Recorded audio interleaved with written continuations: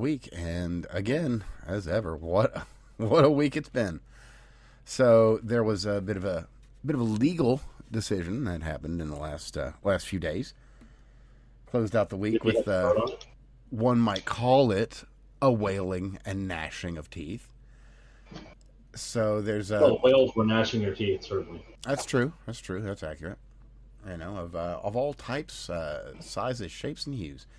But what we got here is that the Supreme Court, and of course the usual suspects made the usual idiotic statements, but the Supreme Court came down and said, actually, no, it is illegal to use racism in the way that you determine how votes are cast in your individual states. And what that has allowed is a number of states that have immediately come out and said, well, in that case, we're going to go ahead and fix these gerrymandered districts that are racially gerrymandered illegally, and in what's that term? Oh, right, in complete opposite of the intention of the founders. So there you go. So the long and short here is that SCOTUS came down with this decision, basically saying that the racial gerrymandering lines in quite a few states, are unconstitutional, and therefore it falls back to the states to come up with something that isn't. And, well, a number of states have gone ahead and taken the opportunity to do just that. We've got Florida, Louisiana, I want to say North Carolina, I believe Georgia, and possibly a few others that have already kind of started the process there of making their votes legal and making sure that all the races matter and that all the races count. And of course, as said, with the usual suspects, your Hakeem Jeffries, your what's that lady's name? She was just on the Hassan Piker show. Steals a lot of money. Has a winery that doesn't have a winery. Sorry, because it's not open anymore. Ilhan Omar. Right? Yeah, them types of peoples, those types of folks. Well, somebody went and did the math, and it turns out math's racist. I've heard that we should be using indigenous math. Perhaps indigenous math would provide us with a different result. Who can say? But in this case, with traditional math, that is to say, math that uses numbers that are attached to real values. Oh my God! We would find that if they did indeed do as they threaten, and take this all the way as far as it can go, well, they would find themselves with 173 Democratic representatives and 262 Republican representatives. So good luck with that. Good luck there. I hope that works out well for you. More power to you. So the funniest part of all, too, is we've had a number of individuals. I believe Elena Kagan was, don't quote me on that, but I believe Elena Kagan was specifically hoping that this could be held out for some while so that it would fall in June or July after, a lot of these midterms had already occurred. And it didn't. Wham. Well, I read a good portion of Kagan's, I skimmed most of it, and I read some parts. A little more detail. Kagan's, her dissenting opinion, joined with Sotomayor and Brown. And it largely boiled down to about 11 minutes of frogs screaming "re." Thereabouts. She was not happy about it, and it's like wah re Trump. Yeah, pretty much. Okay. And not only that, of course. Problem with her argument was that facts do not care about your feelings. True. And racism is bad. So we've heard. And now, what the funniest part about that racism is bad, and thanks for joining us, Steve. I'm glad to have you here. But the funniest part about the whole racism is bad voting thing is how very loud the gnashing of their teeth is that, well, these rights have been taken away from blacks.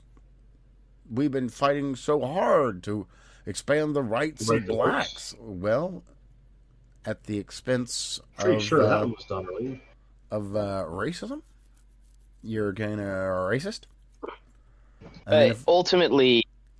Ultimately, the Republican pushback should be that the Democrats clearly don't feel that they can win unless they have racially gerrymandered districts. That's basically what you do. Is you say unless you have, and they should really dig in and be kind of brutal with it, and call it plantation voters or something like that. Oh yeah. But the truth of the matter is that what the Republicans should do is they should go for the full. I think it's 30 seats that are potentially VRA seats, like 30 Democrat seats or VRA seats, which is wild to me. But I'll dive back. I'm going to circle back to that point in a moment. They should go for all 30. The Democrats will whine and gnash their teeth. Hell, they might even try to gerrymander their states. But, plus whatever the right has done in all the other states in the South that is not VRA related. By the time you get all of that done, it'll probably be plus 20 Republican seats and minus 20 Democrat seats. And when that level of a majority, they should push through an anti-gerrymandering bill. And the anti-gerrymandering bill should be, and that's like the first piece of legislation they should do with the new caucus. The anti-gerrymandering legislation should go through and say something along the lines of all districts are going to be prioritized for compactness, and it's going to be a map. It'll be a series of all districts have to be drawn from populations outwards using a golden ratio method or a Fibonacci sequence or some other mathematical thing, and that no district can have the center line that connects the two furthest points, the midline of the center line that connects the two farthest points be less than 1/2 the length of the center line. That is how you end this, and it will basically structure Congress so that these hyper-liberal centers are not going to have these little Finger Lake regions or lobster claws or whatever the fuck else it is. Well, here's the other one. That falls in the same category of ridiculousness. They should be contiguous regions of land, unless there's a water body between them. Yep. I would agree. They should never look like Illinois, basically. They should never. Yeah, and they need to go hard, and they need to maximize all of the VRA districts. And then again, the first piece of legislation needs to be an anti-gerrymandering bill that forces a mathematical relationship that focuses on closeness and compactness. And if you do that, you'll have like a 60 Republican majority lead, and basically the gay race communists will be quarantined from the rest of the public. They'll have like 20 instead of these 5 squad seats. Instead of these 5 squad seats, the gay race communists are going to have something like 20 to 25 seats that is going to be dedicated gay race communist seats. But because it's going to be the gay race communist seats versus everybody else, they will not be diluted in with moderates, where they're able to get this political advantage of power this asymmetry of power you shouldn't have. And the downside for the Republicans would be that it could potentially open up a multi-party state, right? Because the reality is we have like 5 different political factions. I think it's 5. No, it might be 7, right? We have the gay race communists. We have progressives, which is essentially the Democrats, the friends of the gay race communists. Well, we have rank and file on both sides, which that's going to be that's tribalist, right? But your actual political factions is the gay race communists, the progressives, which is essentially the financially illiterate Democrats. Then you have the vice libs, which is going to be where like a Bill Maher sits. I just want to be able to enjoy my cocaine and whiskey types, and that's really all their principal political campaign issue is sex and drugs and liquor. And then you have the liberal moderates, which are kind of like, hey, I want to have rigorous social safety nets, but not to necessarily the same thing as the gay race communists. But not in my backyard. Yeah, not in my back. Yeah, the NIMBY types. Hey, I want to have public housing, but I don't want it subsidized right next to me. The guilty And boss. Feel good about things, but not in my backyard. On the right side of things, you have hold on. the neocons, You missed the one there. libertarians, and MAGA. Well, I gotta pause you for a second because you actually missed an important one there. Hassan Piker's favorite one, as a matter of fact. That would, of course, be the liberal, conservative, Nazi, Democrat, Republican Jews. The Democrat centrist Republicans. Yeah. The extremist libertarians, the far centrists. But anyway, please continue. Sure. Regardless, I'm not going to count the one guy's weird ass fucking fetish shit. But it was only him. Like the bottom line is that you have the gay race communists, which would be the woke, the progressives, the vice-centered voter, and basically your moderate kind of like classically liberal types on the left, and on the right you have MAGA, neocons, and libertarians, right? There's really, like, arguably there's less space there. I mean, I would put the moderates kind of in the conservative side of the camp right now at this because point, they don't really have they're based, but to be fair, they're politically homeless, right? Like they don't really, their choice is a group of people controlled by gay race communists or, MAGA. And between those two, I would choose MAGA, as would most other moderates. But realistically, you're still talking about 7 different factions, and if you at least quarantine the gay race communists, you will have a multi-party state. And the debate will largely be between moderates, libertarians, and conservatives. Progressives will just be financially illiterate Democrats. You'll have the vice folks come in and probably largely flesh out with libertarians, because sensible, moderate points of view will actually be able to kind of get out there. But like the gay race communists will actually have their political faction represented, and right now it's not. And this is one of the bigger problems. Well, it's funny. That's what the Republicans should do. They say things like area doesn't vote, land doesn't vote, people do, and then they go for these large fucked up precincts and districts, right? To scoop up as much people as they can to fuck up the representation. It's like, look, guys, you can't have your cake and eat it too on this one. I mean, you try to with everything because you guys are all fucking retards, but like this is one of those things where eventually it's going to catch up to you. Thankfully, it fucking has.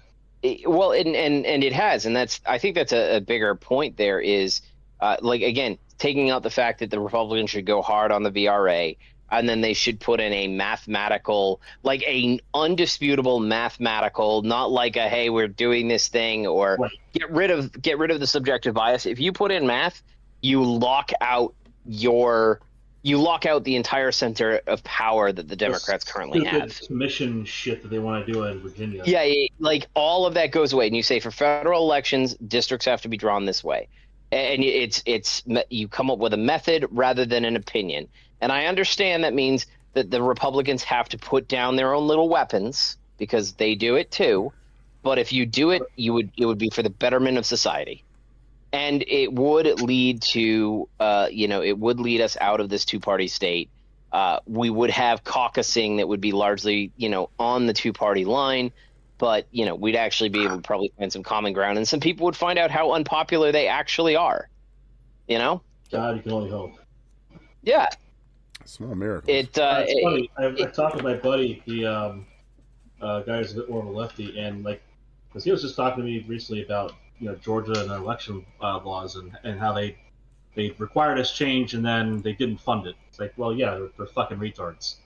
And yeah, it's fucked up. They basically made it illegal to vote this year, which is just fucking hilarious.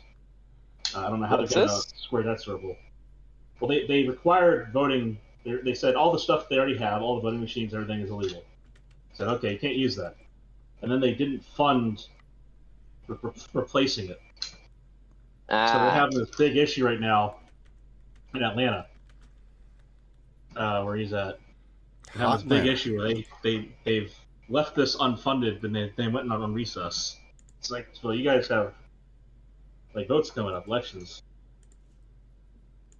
What machines are you going to use? I mean, because it'll be really funny if they have to go to pencil and paper and then suddenly they have all the votes counted in. So I was talking to him, I was like, look, let's look at common ground here, because all of us, because like he's from Florida, he grew up with me, and after the whole ridiculous 2000 election, the dimpled chads and that kind of bullshit, we got our shit figured out. Like we get our stuff done like day of. Our count doesn't take very long. We put in the resources. He's like, yeah, wouldn't it be great, if Florida was just used as a model? I said, that's exactly what I want. I want them, like, I don't want a fucking 3 a.m. dump of a bunch of votes. Whether or not they're appropriate or not, like, I think that's still retarded that people go to bed at midnight and wake up and find out that the election has been completely thrown the other direction because of votes that came in the middle of the night, which is just suspect as hell. It doesn't matter, like, if it's for your candidate or not. I mean, if Trump had won, I still would have said, what the fuck. Yeah, I mean, at the end of the day, the thing that's kind of funny to me is you have places like New York City. You have places like New York City and New York State as a whole, or California, that are losing voters, and so they're essentially getting gerrymandered as is, which is funny as all hell.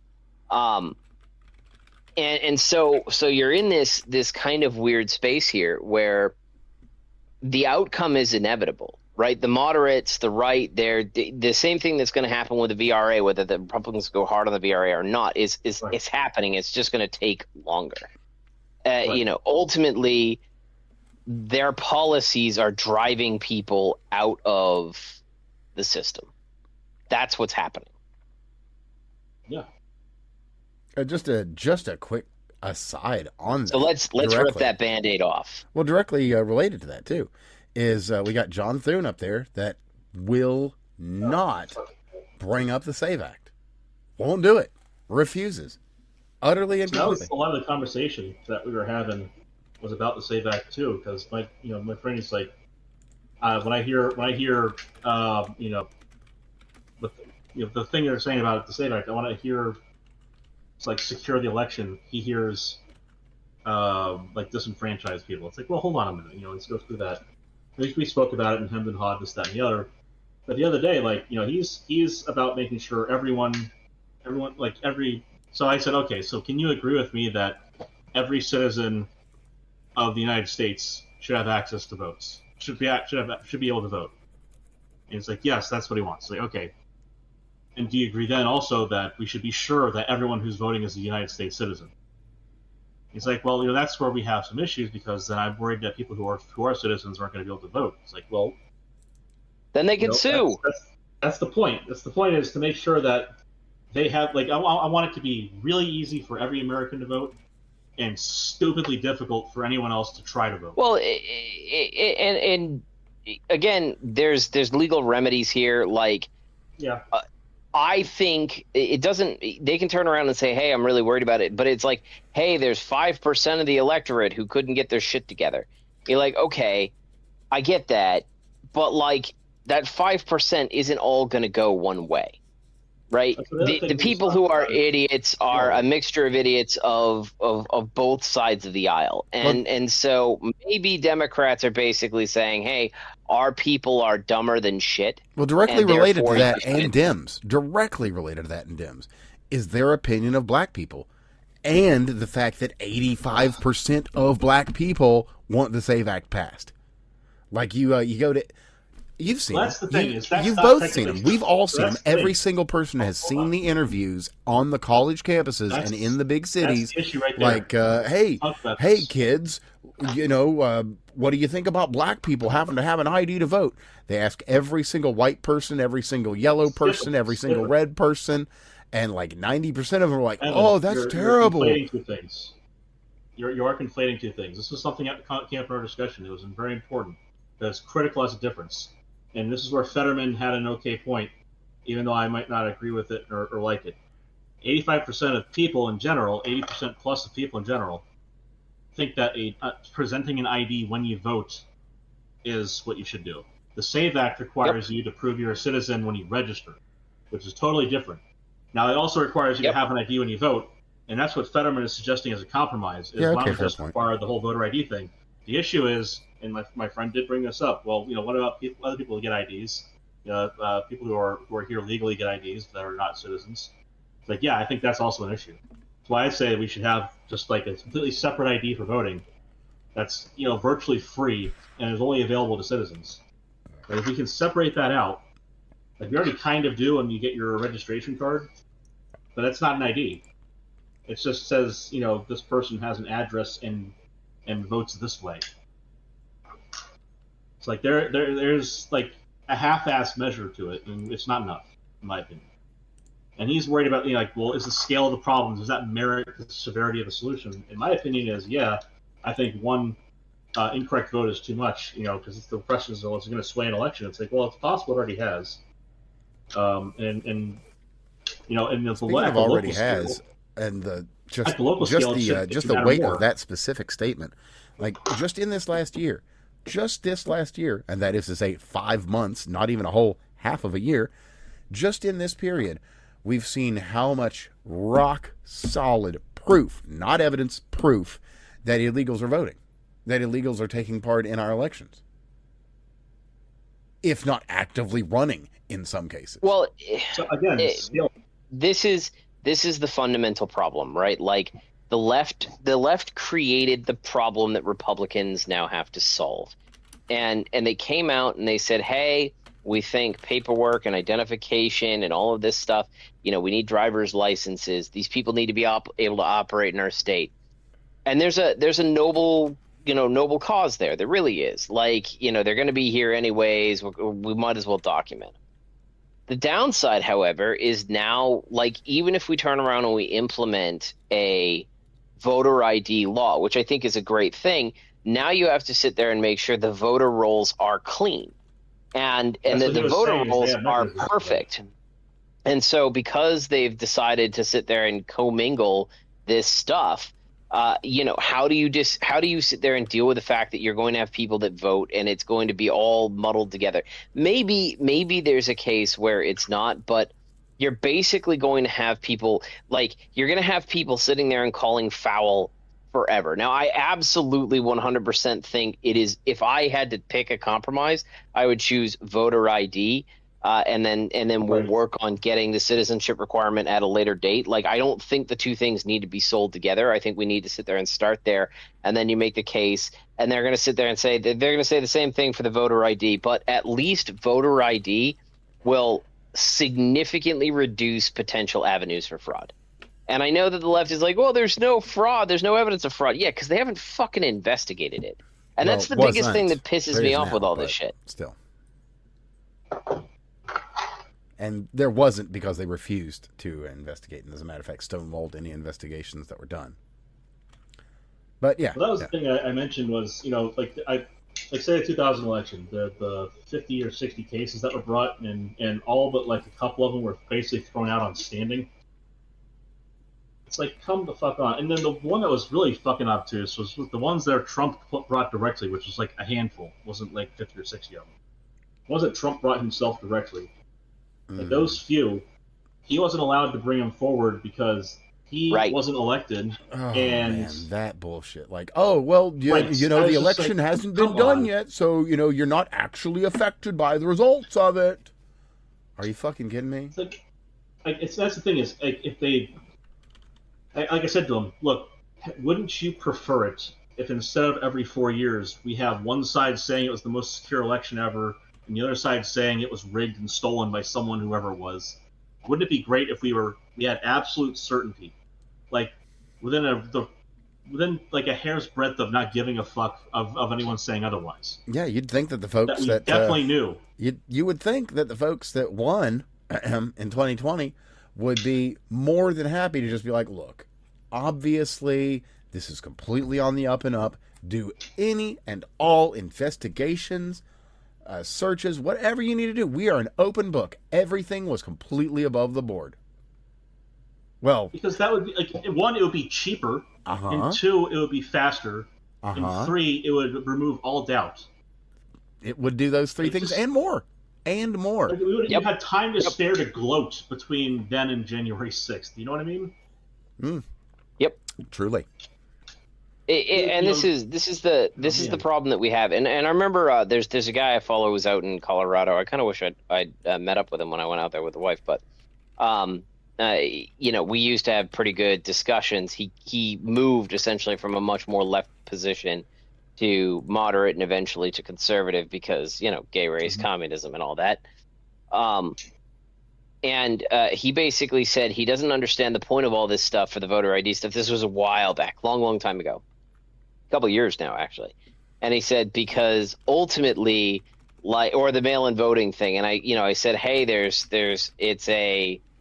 it's a serious question on how we handle this. He goes, yeah, but we could use blockchain technologies and all that other stuff to validate this. And he's 100% right. And I agree with that. We should be modernizing our voting infrastructure and getting those kinds of things. I don't have an issue. I actually don't have an issue if we were to sit there and say, hey, we're going to engage in blockchain voting. We're going to have a crypto card, and then we can sit there and check registry values and all that stuff. And you can get your voting what's the hell is it called? Like a voter, you can go present your ID and then go vote whenever the fuck you want to go. You got your trackable QR code. It's like, here's my vote. Yeah, here it is. 100%. It has now been counted. By the way, it has now been entered, and we're done, and it's good. And you would be able to sit there and check to make sure that your vote was properly counted, that what your vote was. You could be the only person with the appropriate key to change it. There's a lot of technology that we could put into these ballots with apps and tech and just tech that we have today. And so that's 100% correct. But we serve people in retirement homes, right? People who can't go to the ballots or the booth rather. But we don't have that technology right now, and that's not the world that we live in today. Sure. So we have the technology right now. It's not being utilized. Let's be honest. We have to develop it, right? For voting, we'd have to develop it. That's a whole thing. Well, even if it was 2 months of development, but it hasn't been utilized or properly. Yeah, we haven't done it. I think it'd be more. To be honest, to get a nationwide voting system, I suspect it'd be like a 5-year thing. Even to implement all that technology, and you'd have to have your own blockchain. You'd have token stuff. You'd have raw dev would take you probably a grand total of a few months, but getting it past all the bullshit tests. Yeah, absolutely. Compliance would take a long time, because it's new and it's federal, so it's going to take a while no matter what you do. And ultimately, if I was to turn around and have a system, I would be much more okay with a voting machine if I knew my vote was counted the right way, right? Accountability. I could turn. There is no accountability at all. Yep. Our system There's has no built-in lack of accountability. Actually, say here in Florida, if I go vote, I go to my polling station, I vote. I can go online and I can see. I can't see what's on my ballot, but I can see my ballot is there. That's I get a number. I can go and check online. I can see I voted, and I can see that my ballot has been counted. I can't see what's on it. They obfuscate things because that's the whole idea of your vote being private. But you could achieve this level of anonymity with proper security measures implemented on something like the blockchain very easily. I've written several tokens myself. It's not that difficult, and the kind of security exchanges you'd have to do, again, not that difficult. And you have to build in things like having some state agency issuing your private key to you, et cetera, but that's not terribly difficult to do either. And they send you the goddamn card in the mail, which is not secure. So that stuff. Oh, hey, I've got a great idea. You know what would really secure that mail? If they put a window right over the part where you filled it out. Right. Honk. So, ultimately, I think that the point of discussing the technology is that we do have the ability to do it. There's a lot of things that we need to get ironed out. And this is the problem, right? You want to say, hey, I want to increase voting convenience. Well, then I need, if I agree, voting convenience is a good thing. We should enable more people to vote. It kind of sucks that they haven't made increase voting election day a national holiday. That's another thing we talked about, and I think everybody's on the same page there. There's other countries, let's bring it back to countries landowners. do this stuff. Well, here's the thing. terrible example, especially because it's from the EU, and then most of all, it's France. But France has a national holiday. They have all their votes counted the same day, and like that's it. It's pen and paper. Everyone gets their votes in. Everyone knows by the end of the day. Yeah, funny how they can count all those up in one day. It's not 2 or 3 weeks of voting. Yeah, which is something I mentioned to him. I said, like, look, I just want to know who the president is, like, by midnight. That should be possible in a country like this. And he's on board with that. It's like, like there's issues with like absentee ballots and all that, yada yada yada. Like we should be able to figure it out, and like we can count votes overseas. Like it's something we should know. Yep. Like there's deadlines. It's not like people don't know what's coming up.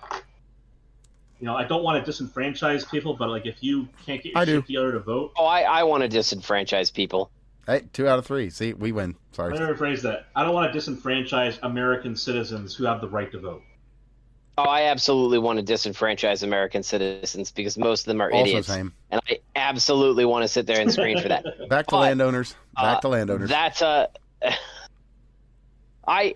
I don't know what the I'm a big fan of net taxpayers. I don't care if you own land or not. You have to be a net taxpayer. Like in whatever I would actually the door. accept either or because there are some landowners that are very smart with the way they handle their taxes.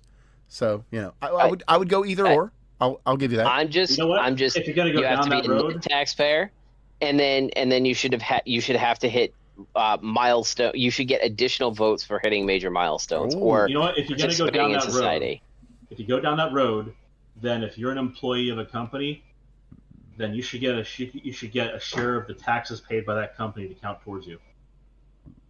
Otherwise, that's bullshit. Well, either way, I am absolutely a fan of disenfranchising people. Like if your productivity is counting towards the taxes being paid, then that's you that did it, not the company. No, I exist to pay you, but like you're the one who did the work. You should get the benefit out of it. For voting purposes. For voting purposes, no, it should be net taxpayer. That's it. It doesn't matter. That's what I'm saying. The company pays taxes on the fact that you did labor and they made money. No, you don't get credit for that. Nope. A share of that absolutely should go. No, absolutely not. Nope. That does not count in any way, shape, or form.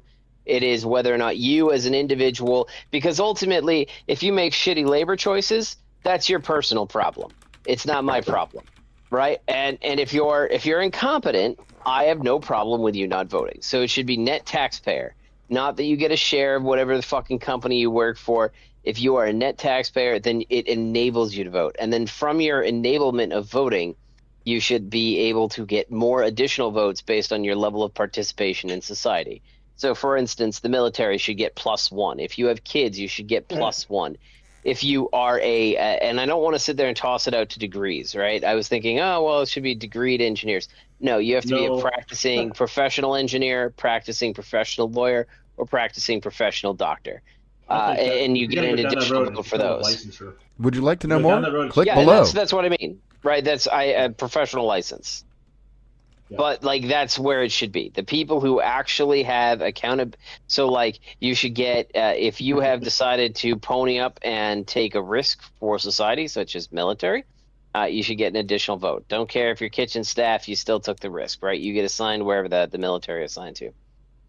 Then if you happen to be in a situation where you are a risk-based or risk-informed individual who's signing off on things with liability and insurance and all the other stuff for when you make bad decisions, understanding the complexity of our legal system, technology, or biological systems is important.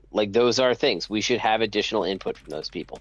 So and anybody who's got a kid, you should just automatically get and I'm going to put some caveats there. It's got to be, you can't have lost custody. Just because you bred doesn't mean you get credit. But, the point is that you should get additional votes. But I'm a huge fan of disenfranchisement.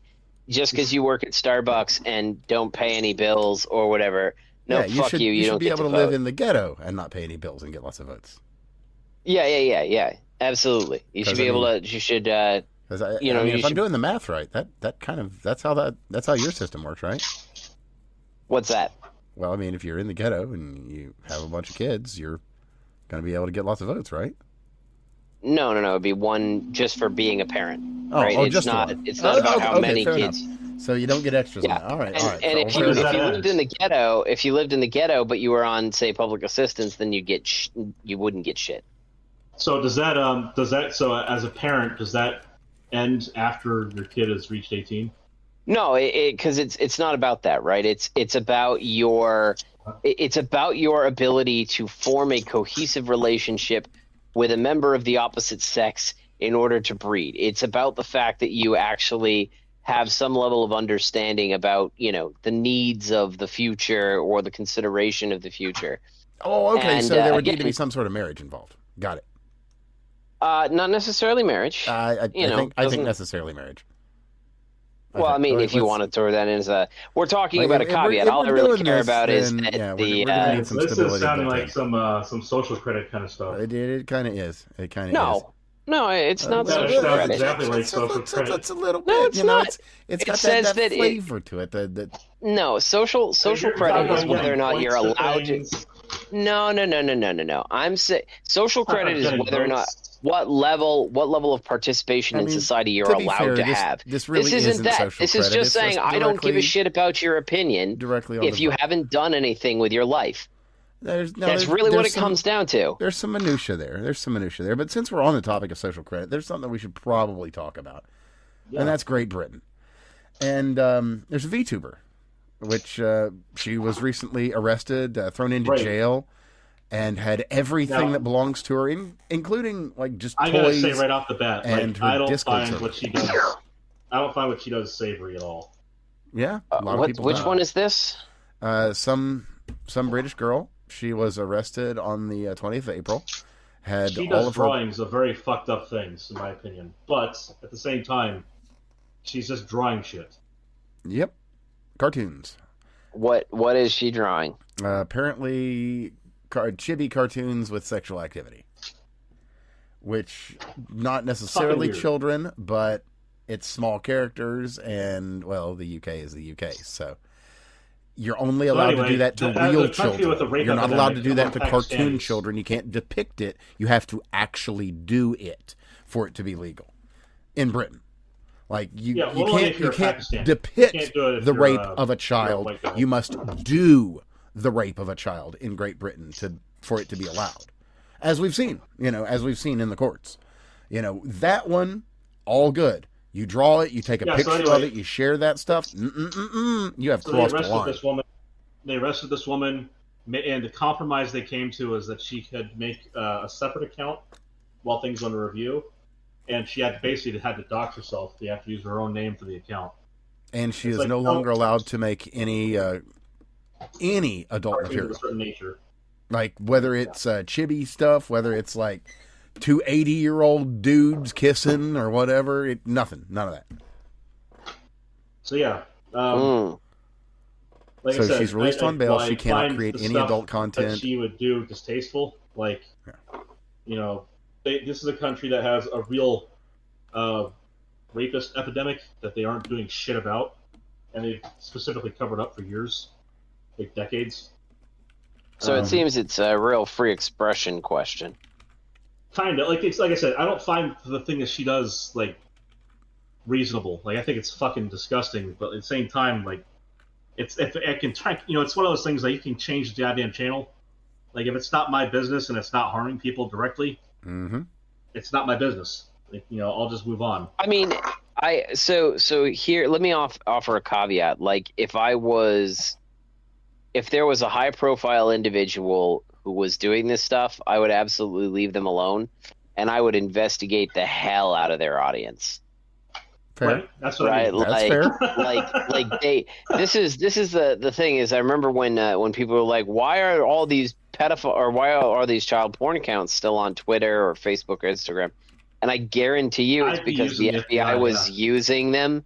I guarantee you the FBI was using them as hey, look, this is where everybody who goes here, what's your IP address? Where are you located? Let's engage. Now, that doesn't mean they were pulling an arrest, or at least, 100%. I would 100%. That's what you would do. Right. Now, there's a little bit of an issue kind of directly related to this because it happened again in England. And this one is a little bit chintzier, no less savory, mind, but that's going to depend on who you're talking to, and this isn't our scene, not our kind of deal. Hard drive check on aisle 3 or what? Well, in this case, not so much, unless you're the cops and you're in England, in which case, oh yes, fucking absolutely. Oh shit. Yeah. Right. So from our Legal Advice UK. Police seized my wife's laptop after one of her friends discovered and reported my wife's modded version of Skyrim. Location, England. Yeah. My wife left her laptop on at a party at a friend's house. One of her friends apparently booted up Skyrim, and he discovered that my wife has installed quite a few NSFW mods on it. This includes non-human enemies, such as wolves, attempting to non-consensually mate with the player.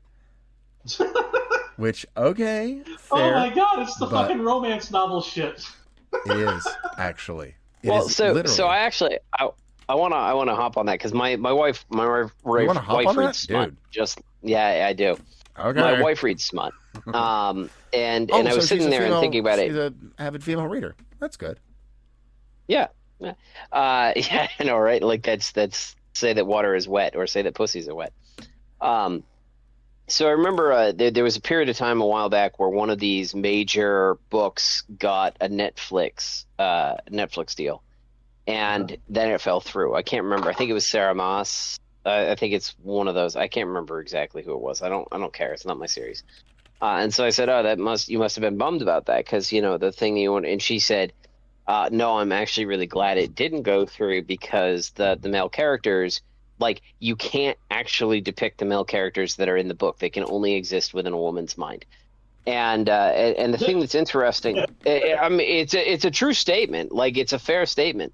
And we see a lot of these. Like, people are just like, all right, well, so that was the thing. Yeah. But like a lot of times, what I think a lot of people get really pissy about female fantasy stuff. Because they've got this there's a lot of this unspoken, hey, they kind of want to be dominated, they kind of want this aggressive male stuff, or in the case of the novels, directly stated, but directly stated. So it's and then on the other hand, like, your wife won't do any of that shit with you. Like, there's a lot of people who get mad because, like, the feminists come out and there's like what you're supposed to do, and then what you kind of know they kind of want to do, and the two don't necessarily line up. But there's also this whole entire movement within the dating community, specifically for men, where they're like, look how unfair this is if we take a look at how women rate men versus how men rate women, and women won't find any males attractive. And that brings up the question of what's a female 10. And when you start talking about these characters are supremely intelligent. They are tend to be like princes or kings or whatever. They control a fucking kingdom. The reason they're so intelligent is they've lived forever and been trained in whatever form of warfare the hell that they're trained in, and they're absolute specimens of peak physical fitness.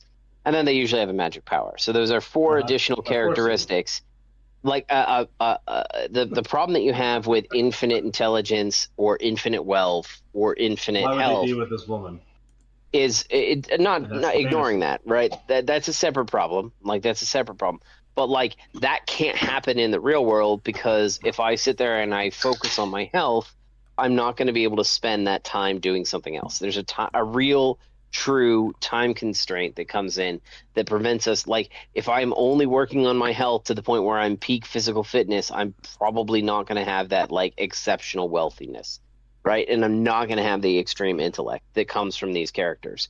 And then, the best obviously, you throw in this 2 out of 3, and you got to pick. Like, case in point, you look at most people will get one out of 3. Let me give a good example of that, because there are them, in general anyway. But you look at some of the really thoughtful MMA guys, and they aren't starving by any means, but they're not wealthy, and they're beat up. Yep. But they're smart guys, and they're real tough. But they're but they've had to pay for that, both monetarily and physically. And that's just such an excellent example of that, because you've got some real smart guys out there that fight for a living. They're not billionaires. They're not. And they're never going to be billionaires. And that's the inherent problem that you have. So what's a woman's 10? A woman's 10 is a 13 man, because the way women actually sit there and operate is more like a points subtracted system. Who they're willing to hook up with is like, yeah. So the way a woman act, because they have actual biological risk, right? Okay. So the way they work. Just real quick, because it bears mentioning immediately because it's happening right now. We've got an active shooting out of Edmond, Oklahoma. No real updates. 9 victims, shooter at large. Keep you updated. Sorry. Please continue. So the way that women actually operate is more along the lines of a biological risk factor. The mate that they choose has points subtracted based on the level of intensity they're going to commit to this person. So an individual that's there for the night loses a point because they're only there for the night, right? The risk is going to be relatively mitigated by a variety of different things. They're not going to lose time essentially with the individual. So, biological clocks speaking. Oh, shit. TikTok, as they say. The meme. Even. Oh, yeah. No worries. That is more important. Well, he's doing what he's supposed to do. Absolutely. That's good fathering. And that's something we're talking about. That is exactly what we endorse here. So, since we've got the update on that, let me hop over here because I've got some direct updates from coming out of AZ Intel, AZ_Intel_. So we've got 15 victims in this Edmond, Oklahoma campground shooting. As of right now, let me see if there's any data here. Arcadia Lake. Multiple gunshot victims. Looks like this started, maybe an hour ago, if that. Edmond, Oklahoma. Where is this? Oh, this is in a downtown area. 6400 East 15th Street. Multiple locations of the campground? Huh. Yeah, that must be an inaccurate map. So let's see if there's anything more. Nope, that is all we've got at the moment. So, I'm afraid I don't have any more data for you. All we got, 15 people have been shot in some sort of campground event out in Edmond, Oklahoma, and there's not even an accurate map. It might be the Scissortail Park, maybe. Don't know. Anyway, there you go. So. Breaking moves. Oh, wow. Okay. I guess it wasn't really important. There it goes. Well, that's fine. The important thing. Hopefully it isn't a diaper blowout. Right. Those happen, man. Good God. Oof. I really hope not. Speaking of overfull diapers and them getting everywhere, we've got a little bit of news for you. Got a little bit of news here. We've had old Don Treasy. He's made a call. Not a call to someone, a call for something. And that is the call to remove Hakeem Jeffries from office. Speaking of an overfull diaper, that's a bit extreme. What merits this? Well, there's not really anything attached to it. Let me see if there's anything specific from old Donald here. That's what I want to hear. There is what is the basis of this? What I would say is rather significant and severe request for punishment. Well, I didn't really say. Unfortunately, it's coming out of remarks. I'm not familiar with this. Let's see if there's anything more on that. Oh, they don't have anything listed. Oh, but that does remind me of something. There's some other news that was breaking earlier today. We've got Resident Evil at Sea. So there's a cruise ship virus outbreak. 3 people dead so far, and 5 suspected cases. Shit. Yeah, and 1 confirmed hantavirus infection. So another one. Hanta. Oh God. Yeah, that's not good. That is very not good. That's hemorrhagic fever. Yeah, that's Ebola type shit. I mean, it's gladly it's not as bad, but like if you're on a cruise liner, you're on a petri dish. Oh. Well, our good friend Bats, he's come through. So it would appear that Mr. Jeffries had some very wild things to say just recently. funny enough, Oh, right but he after always that, does. right after that SCOTUS He's ruling we the- were talking about. So let's see if we can get the audio on this to work real quick here. Yeah, give me the best of Mr. Jeffries. The guy's falling apart. The MAGA majorities in Congress are falling apart. The Supreme Court is a disgrace. And Ben, in the new Congress, we're going to have to do something about this Supreme Court. And let me be very clear. Everything is on the table. Everything to deal with this corrupt MAGA majority that is issuing political opinions that are designed to bolster the prospects of the Republican Party. And we will not allow them to succeed. Heard my... In the new Congress, we're going to have to do something about this Supreme Court. And let me be very clear. Everything is on the table. Everything. Everything, Mr. Jeffries? That's a very broad proclamation in a very heated time in which we find ourselves. Very. Boys. Welcome back. We were just sharing. All well? I just forgot to charge my phone. Oh, fair enough. Much less emergency than we were thinking. That's good. What we're talking about, actually, Hakeem Jeffries has crossed the line again. Tape for him again. But, just saying, by any means necessary, we need to fix this problem. And, well... Yeah, play that for Steve again, if you would. I think that one bears repeating for the audience, too. Well, if nothing else, just the most important part here, the very beginning. So let me do that. Yeah. The guy's falling apart. The MAGA majorities in Congress are falling apart. The Supreme Court is a disgrace. And Ben, in the new Congress, we're going to have to do something about this Supreme Court. And let me be very clear. Everything is on the table. Everything. That's pretty interesting way of phrasing that. I mean, first off, we all know they're talking about packing the Supreme Court. Do we, though? I mean, we know that they are talking about that amongst other things. That, the Washington, D.C., and the, 2 or 3 states, Puerto Rico. Yeah. Well, anyway, what the thought is that might be the reason why you did miss this, because you were just dipping out for a second, is that Trump has called for Jeffries to actually be removed. Well, again, the bigger problem that you have is to be honest, the Dems actually have a legitimate argument for expanding the Supreme Court. They do.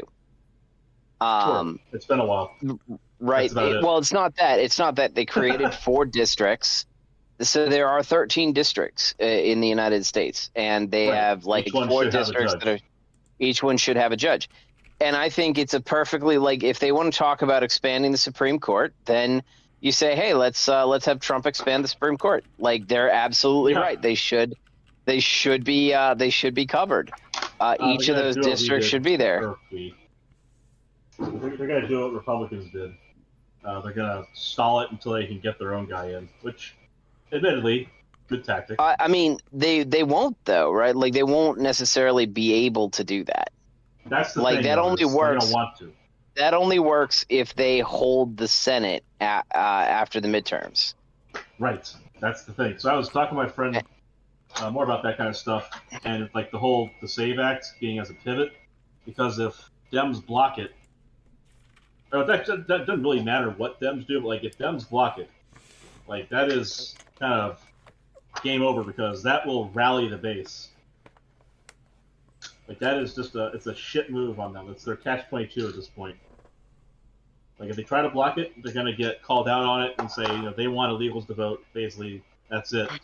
They want people who aren't supposed to vote. And if they don't block it, then the SAVE Act gets in, and then the people who they've been relying on to fuck with voting can't do it. And that's an assertion on my end, which. Well, I think that the smarter path is to go for the VRA, right? And then again, mathematically constrain Congress to be a relationship of essentially proximity, right? Right. Really focus on districts should be as compact as possible.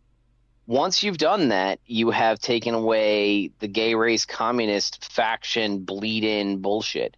And then you can start working on the other problems that you have. Like Senate, you're not going to do much with, but you'll at least get rid of kind of the radicals on the left with that stuff.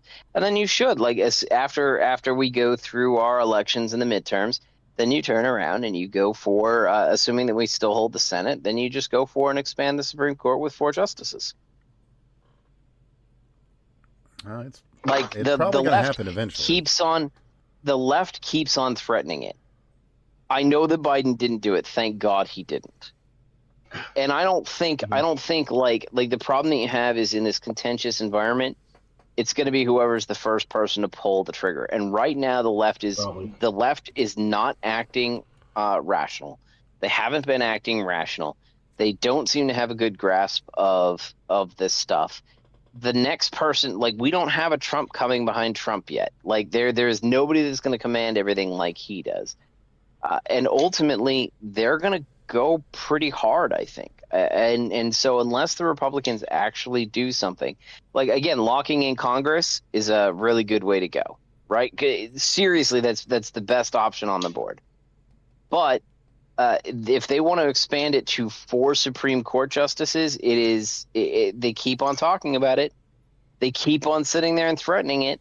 They're high tier political discussion. They're going to do it. Like, if it was a case, I know that they didn't do it, and that's, power to them. It harkens back to that specific Stone Toss comic, where you've got the one guy that's like, if we don't, how good are we? How bad are we? What value do we have if we just use their tools? We're just as bad as them. And then it zooms out and you see that it's this guy that's got a gun to his head with a libertarian dude right next to him. Like, bro. Yeah. So, we need to use the tools that exist, and we need to use them before there isn't time anymore. Well, it's not even just that. It's that we got lucky that Biden decided not to expand the Supreme Court. Like, we got lucky. Well, to the extent he's able to decide anything. Right. But that's kind of the problem that we have, is that ultimately the left keeps on threatening these things. And so if the left keeps on threatening these things, we got to take their toys away. Like, if they're going to do this, you turn around and you put in 4 Supreme Court justices that are conservative, you're done. Like, and I don't think that the Supreme Court justices that are conservative are sitting there and this time we don't need another. They're not really voting. No, I mean, like, they aren't voting conservative necessarily. They're voting in accordance with the Constitution. I actually don't really have a huge issue with making the Supreme Court. Sometimes, like I said, we don't need another. My biggest issue is my biggest issues are Ketanji Brown Jackson, followed by Sotomayor. Oh, I don't know who the third liberal justice is, but that guy doesn't bother me. I've heard some really interesting arguments, especially with this racial gerrymandering and the other stuff that's just recently gone through. Is that Ketanji Brown was put in place, and it was stated before her name was thrown in the ring. Joe Biden said, "I am putting a black person in this role." He's putting a black woman in. A black woman, no less. So not only racist, but sexist on top. So there's a fair argument in the current legal climate that she was not legally put into that position. You think she wasn't legally appointed? So here's the thing. I don't think so. You can I'm not saying how good the argument is. I'm just saying there is one. You can impeach a Supreme Court justice. You can impeach a SCOTUS justice. It's just that you'd have to prove. You'd have to that. So the reason why they're there cannot be used, in my opinion. It would be up to the Senate to decide, and that's a can of worms. It is that. But you can't just take a SCOTUS justice and decide that the reason why they're there is enough to remove them. Like that is a can of worms. Precedent you do not want to set. That is a can of worms, a big can of worms. Yeah. No, I wouldn't Again, I'm only sitting there and saying, like, I think the VRA thing is the primary move that the Republicans should do because the left has been gerrymandering districts for 60 years, and they're really mad because they know that's what they've been doing. Oh, yeah, and they're super mad about getting called out on the specifics of it. Like, hey, you can't be racist anymore. That seems to be the thing. And they won't say that part of it. They will dance around that part of it. But everything they say is them dancing around like, hey, we're racist. Doodly-doo, we're racist people, and we got to make sure that the racist thing keeps doing its racist thing without, saying that, we founded the KKK, Well, it's not as much that, right? Like, again, I would much rather us not be in a position where we have these hyper political things, but the VRA absolutely is drawn in racist stuff. And ultimately, like, there is absolutely gerrymandering, and we need to end both of those things. And if we ended gerrymandering and we ended the racist shit, it's not going to favor Democrats. That doesn't mean that it's wrong. It's just, it's just not going to favor them. Expanding the Supreme Court, conservatives. It's not going to necessarily favor Republicans. I think it will. It'll slightly. That's my opinion. Is that it probably will end up favoring Republicans. I think it would move. Mean it has to. I think it would move. So the total amount of available seats, if they went for everything, is up to 30. But I think a more reasonable, achievable is 20. They can certainly get 12, and I think that they could get 8 out of the other areas, right? But you see, the rhetoric that you go with on that is that it's not that it favors Republicans, is it favors fairness for Americans. I 100% agree with that. I'm just like, in terms of the overall political outcomes, right? Oh, yeah, it's likely that it's probably going to end up, for at least the short term, favoring Republicans. Right. But you never know. You might finally see Democrats leave the fucking shithole cities that they're in. Oh, great. The cancer is spreading. Know, right? Super. What a kick right to the dick. But there it is. I don't know. I think that is the best move that Republicans can make. They should make it, but I also know that immediately afterwards, the left is going to go expand the Supreme Court. Right? Like, that would be their response, is they're going to buy fiat. And so you're going to have to say, okay, well, let's be real, too. This... Like, they'll do it but I mean, like... chance. If the VRA stuff is done, it doesn't matter if they kill the filibuster. Oh, yeah, no, it kind of doesn't. Imagine the fucking circus, though, that's going to be. It's going to be a lot of crying. Going through the review process for SCOTUS judges, that's what I mean. Like, just imagine the fucking circus. Like, all the clowns on display in Congress. I can't believe you're doing this to us. We have to do our job. Oh, yeah, it's a separate problem. Of all the times I would be happy to hear they took our jobs. Oh, that is it. That is truly it. Well, I think, what I think of politicians, and that basically they're excreted instead of born. It's one of those things where it's like, at a certain level, you just kind of go, well, how hard is it to run for office? Because of these people are this shit at the job. Like, I'd be way better, and I'd get the whole damn thing done in a few years with a solid group of people with me. That reminds me of something. Speaking of people being shit at their job. One and done. So, here about a little over a day ago, we got a, what would you call this? Like a candid underground tape that we were not ever supposed to see that changes everything. If you guys haven't seen it, Candace dropped... dropped the bullshit lady, yeah. Oh, it gets better, honestly, because she makes some excellent points. Damn it! Every now and then, yeah, true. Hassan Piker's made. I've learned far more about your people, Greg. That's right. If that even is your real name. Yeah. But anyway. So Candace dropped a tape, the quote-unquote advisor sex tape, which is, well, it's a little bit more lackluster. So she published. So she published what would otherwise be considered revenge porn. No, actually, Right? no.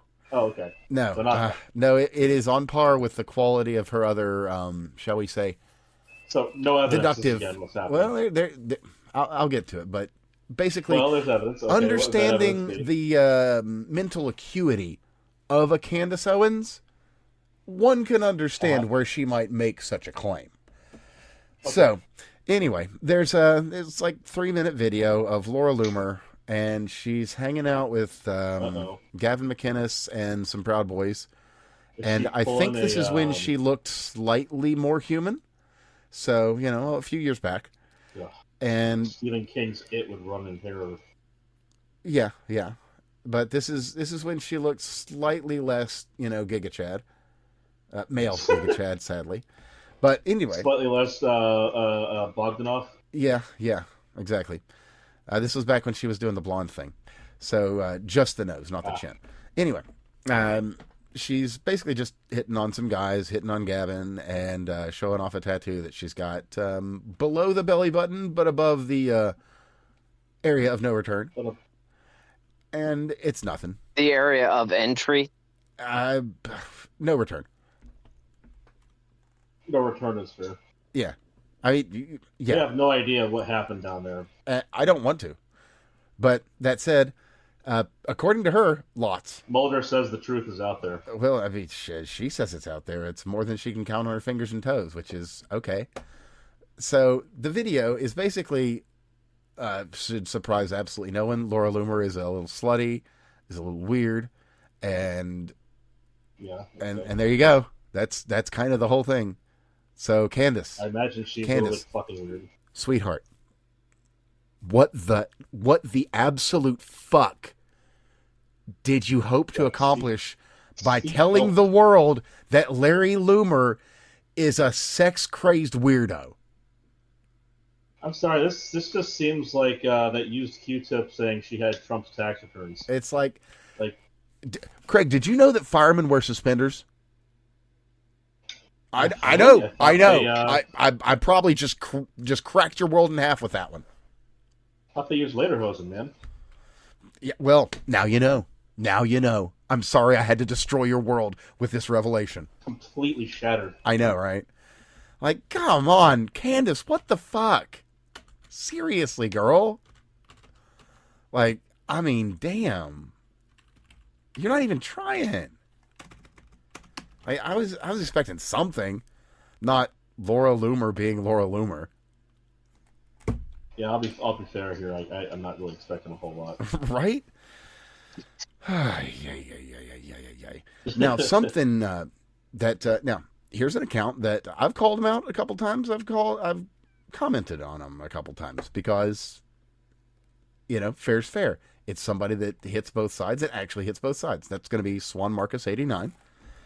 And he's got a really great point on the H3 lawsuit. So, quick update, if you aren't aware, the H3 Snark subreddit has been fighting to avoid their information being released in Discovery.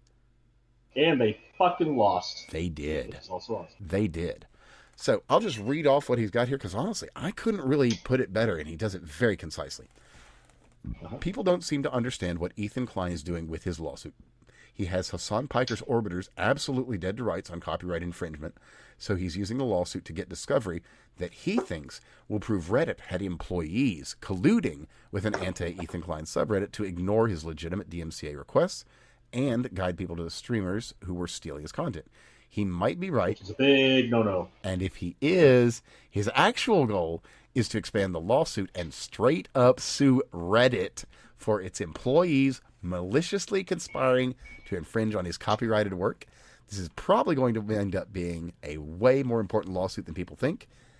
And that is it in a nutshell, because with what happened with Reddit and the H3 Snark subreddit, there's more to this than just some people that slipped up. Here's the deal on the copyright side of it. It's a huge benefit either way, because if he loses, it expands fair use greatly. Mm-hmm. If he wins, it narrowly impacts Reddit, the fucking orbiters, and potentially Hassan himself. Indeed. Indeed, it does. But it doesn't ruin fair use for people because they were specifically maliciously going after it. Like the mens rea is explicit in their statements that they want to deprive him of income. I don't think we will see anything on Hassan. I think you're right. I think that's fair. Like if we're gonna be honest, I'm not saying that Hassan's a smart guy, but he is. He's kind of street smart. Yeah, I think that he stays well away from things that could cause a real problem. He was careful to not say anything that would make him incriminated on malicious intent. Like that. I suspect, and Ethan's not even going after him. What I mean by that is that if Reddit took direction at all from Hassan or his orbiters, that could implicate him, even if indirectly. And I don't think that's going to happen, but that is a potential. I don't think any of that's going to happen. What I think you might find is a Reddit moderator, somebody or a Reddit staff or somebody who's deep into Reddit, who was coordinating and assisting, because there's that whole forum that all of those people were in. I think you might find that. Now, if that happens, Ethan will end up walking away with a very, very large pile of money. Very, very large pile of money. And hey, maybe Reddit will finally fucking implode like it was supposed to do 10 times over again. I don't think Reddit would implode. I don't think Reddit would implode because it wouldn't surprise me. Like I would be willing to bet you at this level that it's there's a whole lot of insurance they probably take against these kinds of things. You know, well, it would suck if it did because Reddit is an amazing containment board for a lot of really dumb people. Yeah, we saw what happened when they killed Tumblr. Yeah. You don't. But I think I think that he has a sneaking suspicion. I think part of the reason they're going after it, and because I am sure that he'd be happy to just take down the people that he already took down. Right? He wielded his axe and closed out some problems. And taught a very valuable lesson. He's got that dipshit Casey Tron to apologize, and she's already fucked that up by opening her fucking mouth again. Well, we'll see if that and hopefully that doesn't it's one of those have we not taught you this lesson, old man kind of moments. She's decided she's gonna flap her gums more. I think that if he's going for the discovery in the case on Reddit, I have a sneaking suspicion that he knows or has a high probability that he can actually get money from Reddit. Yeah. Again, the thing is that he really wants to do is specifically go after the mods of the Snark Reddit because they are the people that are involved with sending CPS to his house and trying to take his kids away and sending skulls to his house and sending dog shit and other things to his house. So he's going to get... These are awful people. Right, and he's going to get access to a ton of records for discovery. And what's going to end up happening is he will probably... he's not going to break... I hope Reddit doesn't break, but what might happen is they might tighten their moderation policy for moderators, right? So these toxic communities actually get shut down. And you can say, oh, well, that prevents them from going elsewhere. No. There's the key is to allow these communities to exist, but to allow the most egregious examples to die on the vine. Yeah. Oh, speaking of egregious examples, so did you guys see the new Banksy? No. I think so, yeah. That's the guy, walking off the podium or whatever. Yeah. So it's a guy in a suit taking a step forward, which will cause him to step off of the podium that he's on, holding a great big old flag that is completely covering his face. The flag is entirely featureless. It bears nothing other than the folds that the wind would impart to it. So this suggests the idea of what over there they call a flag shagger. It could. An equivalent religious paradigm would be a Bible thumper. It could be that. Now, it could also be, because we did see the last Banksy art, and it was actually counterculture, believe it or not. I know, Banksy, counterculture, perish the thought, but yes, actually. And, of course, it got covered up very, very quickly. It did. Yeah. Which kind of makes the That artwork was even funny. more powerful because you could see the ghost of it through the I was gonna works say, of the and they state did to a hide shit it, job of it too. which is just perfect. But what I've seen is this one has caused a lot of people to talk, and unfortunately, I'm not seeing a lot of good discourse on it. Basically, the long and short is, well, this is about how all the flag shaggers and the MAGA people and the Brexit and everything. It's like, okay, well, there's nothing on that flag. There's nothing on either side of that flag. There's not a star. I've also seen there's not several a bar, and I've seen some very interesting shoots of that flag with rainbow colors and there's been some very interesting black variations fists. of that. Yeah, exactly that. So I That's the wonderful thing about can't art like say his. what Banksy's doing with this, and that's the right thing for me to say, is that I don't know what the exact message he's saying here. Now, it's one of two messages, but I don't know which it is. Well, I'd like it if it were more than again, two. Like a good artist creates the canvas for a person to reflect upon. Yeah. And then, of course, one of the people... and then, the main person posting is like, oh, this is obviously about Trump. It's like, no, Sure. It's obviously not Why about the guy Trump. who's got a face, right? It doesn't have a face, actually. Exactly. Why? Because covered up with the featureless flag. It's quite something, to see, to see all the people that are on the right that are like, this is this and that, but the same groups of people, just different ones, are saying, well, actually, good job, Banksy, on calling out BLM or calling out the newest Insano flag. Which, by the way, there's a newest Insano flag. Because there's always a new Insano flag. Let me see if I can find this one, because it's got... Oh, man, they really knocked it out of the park with this one. It's got, like, everything. Surely I shared this one somewhere. Oh, maybe I did. Talking like an ultra pride flag. Oh, yeah. Like the last one that we showed. This one's got the Ukraine thing. It's got... I was going to say, there has been quite a few things in the meantime. One thing it does not have, though, I will be honest, unlike Graham Plattner, it does not have a Nazi skull on it. Oh, it doesn't have a Totenkopf on it. It does not. It actually, yeah, it does not. Unlike leading Democratic candidate Graham Plattner, it does not bear a Totenkopf. That's true. Crazy. Yeah, and if you hadn't heard, leading Democratic candidate Graham Plattner bears a Totenkopf on his chest, but it's okay because he's a Democrat. And he does. That's all you need. Just be a Democrat. So that's what I keep getting told by Democrats when I say, hey, so about that Nazi symbol on your leading candidate's chest. Yeah. Well, Whenever I'm stupid enough to mention that, as a Jew, we might be ever so briefly worried that perhaps a person like this might not have my best interest in mind. Perish the thought. That's not true. They have a solution for all your problems. Well, yeah. Have you ever been to Argentina, Craig? I gotta say, I hope that the person who does eventually get the interview with a child or grandchild happens to be just an open-minded Jew. Doesn't even mention that their heritage until like the very end. Who knows? I mean, just to see if there's like a children and grandchildren of who? Oh, the Fuhrer, of course. Of Adolf.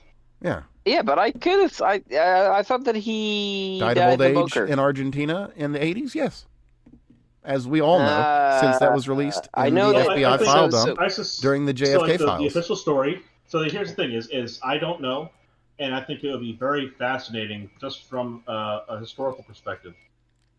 My suspicion is that he did die by shooting himself in the stomach like a fucking retard. But if the official story happens to be false and he did die in the 80s in Argentina of old age, surely he had children or grandchildren around. And just by the by, the word is daughters. Okay. Like I said, I think it'd be just. Unfortunately, that is literally the full extent of the fascinating. information I have on this. I got nothing else. I would love to know more. It'd be fascinating. I think like these are people who have a living connection to a guy who was maligned in history in a way that is kind of irrefutable. But there could be more to him that would be worth knowing, because one of the things that made the whole Nazi thing so bad, so terrible, was not that these were monsters perpetuating evil, but that they were people perpetuating evil. These were normal people otherwise who had been put in a position where they started doing things that were horrific. And that is worth exploring, just to see why, like, what made that happen. What was it made people tick like Couldn't that? agree more. We really do need to know why the Polish did that to the Germans. Oh, wait, sorry. But seriously, though, I mean, there's a lot of questions that this whole thing brings up, questions that we weren't even allowed to ask until recently. But again, like, well, it's just one of those things. Like, again, just from a human perspective, like a historical perspective, because you can't go back and unmurder sure a would bunch be of people. Interesting to know. You can't go back and unmurder people. Like, did he have a memoir that he left behind? Like, why I did it? Oh, speaking of not being able to go back and unmurder people, you also can't go back and undo your death threats. So out of Pennsylvania, speaking of leading Democratic candidates, out of Pennsylvania, we have a leading Democratic candidate, Raymond Chandler. Raymond, he had some things to say about the president and how he was going to kill him and numerous other individuals. Now, Where? Oh, I was just checking behind there. Oh, hey, no worries. But this guy out of Pennsylvania, you may actually recognize him because he put out a video, not too long ago, where he had, he was having some trouble in his teaching job. And you can see in the video, he's got this nice Sesame Street thing behind him. What is that? Not placard. Is he on Sesame Street or is he on Sesame Street? He's on something. But he did have the Sesame Street, I think they're, man, I always forget, the triangle-shaped flags. They've got a specific name for them, and I can't remember it for the life of me. But one of those says "Be kind" and has the things behind it, and then... Wait, you mean like a booster flag like you have for like a basketball team? Yeah, like the sports ones that you see all the time. The elongated triangular flags. Yeah, and they have a specific name. It completely escapes me, and it's... No, almost. Fuck, I hate it when that happens. Anyway, not important. So he left a voicemail April 18th describing a graphic scenario in which he and his 13-year-old daughter would attack and would pull someone out of their house and have their throat slit. Wow, that's an interesting thing for specific. In fact, it sounds almost actionably specific. Kind of does. Tell me here, did something come of this? Well, he is actually under arrest at this time. Oh, is he? And apparently he left multiple voicemails. I read that wrong. I read that wrong. Excuse me. It wasn't him and his 13-year-old daughter. It was him threatening to kill John Fetterman, the president, and John Fetterman's 13-year-old daughter. My apologies to anyone listening for the mistake that I made. Jesus fucking Christ. Wow. But, and of course, this is... people have made it permissible. This is the problem, is people have given themselves permission among the further side of the left. Yeah. So my friend that I mentioned before, he's more of a Bernie bro. You can talk with them at least. He's liberal. He's more liberal than he is left. That's the thing. You can talk to Bernie bros. You can't talk to Hillbots. Right. And so he voted for Hillary because fuck Trump. It's like, okay, that's fine. This side that we're talking about now, just to drive a clear division between the two. One side wants to vote for the other candidate, and then will make jokes about, it'd be funny if, the guy in office wasn't there. the guy in PA is making actionable threats because he feels confident that he is permitted to do that, that is a normal thing to do, and he can share that experience with the people that are the target of his rage. That is the permissive climate that has been created around people like himself. Or, as some are calling it these days, assassination culture. When you see someone charging in, trying to kill the president, at the, say, the White House Correspondence Center, presser, for instance? The WCD, WHCD rather. When you see someone charge in there and you say, "Oh, well, how is this person so fucked in the head? Like, why are they different? What is making them screw loose different from the norm around them?" That's the problem. They're not different from the norm. Oh, real quick, because you brought that up, and I almost forgot to mention it. We've got a bit of an update on that fella, Mr. Uzumaki. Actually, was a member of the questioning class, and I'll read from his own Twitter. How you get shot with no scar, showing a picture of a certain president's right ear. Oh. What a time. What a fucking time in which we find ourselves. The most recent assassin doesn't believe the last one. Well, that's why they go in there to get the job done right, huh? I'm fucking telling you, man. Absolutely. It is we're living in crazy town. It's again, there's this permissiveness that they've granted themselves. Like, I am the one to do this. It will be okay because I'm the one who did it. What's that? Yeah. It's it's not tenable. It is not tenable at all. Asmongold had a really good point on this, which, by the way, if you're not subscribed... Which thing? Oh, the assassination culture in which we find ourselves. Oh, yeah. And I tried to listen to his rant. I just couldn't stay focused. Well, that's what I was going to say. If you're not subscribed to more Pegasus, you should be. You'll note I didn't say Asmongold because, well, he's doing all kinds of things. If you want a quick recap, basically about every day, of some of the most retarded shit on the internet in an entertaining format. Pegasus does a great job. Yeah, absolutely does. And generally, there's an update every day on the latest incredibly insane Hassan Piker thing, because generally there's a new fucking insane Hassan Piker thing every single day, somehow. Guy's good at staying relevant. Yeah, you could put it. Yeah, you could. You could definitely put it that way. That's not inaccurate entirely. I don't know if relevant's the word, but he's definitely staying in the news.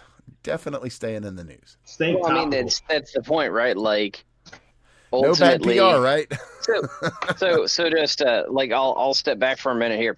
Of the three of us, I think I have the fewest number of followers on X. Now, I came into X a lot later than you two did. So you probably had more of a following or organic follow build-up prior to the left kind of taking over and kicking everybody out. But one of the things that I think you run into, in particular for Craig, I think Craig gets a lot of his followers because he sits there and he rips shit out on fucking line. Like, he'll go off. And I think that's fantastic and fine. And some of it's funny and some of it's retarded, and that's just what he does. It's not really my style. Right? And so, like, I don't, part of it's because I'm professional and I got a career already, and, it's led to me having somewhere around, 1.1 to 1.2 mil of assets. Now, granted, liabilities is a whole separate question on top of that. But, fair. The point is that it's led to my success. So why would I put anything like that at risk? Right? Sure. I can crack jokes. I can crack inappropriate jokes. But I'm not going to go tee off on people online in a very public fashion that is, kind of insane. Hassan Piker does the exact same kind of thing. He basically says things that are way, way outside the lines, but it keeps him relevant.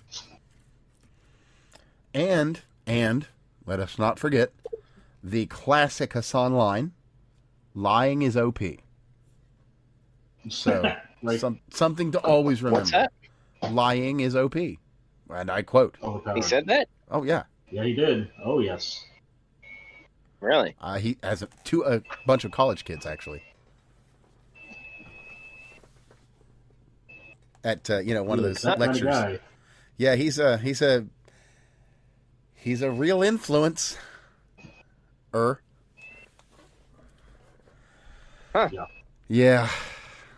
Yeah, I hope they broke a mold with that one. I really do. But anyway, I've got something else here, a little bit to the north as we go. The north of the border, that is. We've talked about how their medical system is doing things. I don't have better words for that than that. But just recently, there was a Catholic priest. If you're not familiar, Catholic priests generally fairly faithful, generally fairly true in their faith. So a Catholic priest, he'd broken his hip, a 79-year-old guy of the Archdiocese of Vancouver. So, not actually somebody that some folks might even recognize, not Johnny Priest of, some fucking backwater parish in the middle of Saskatchewan.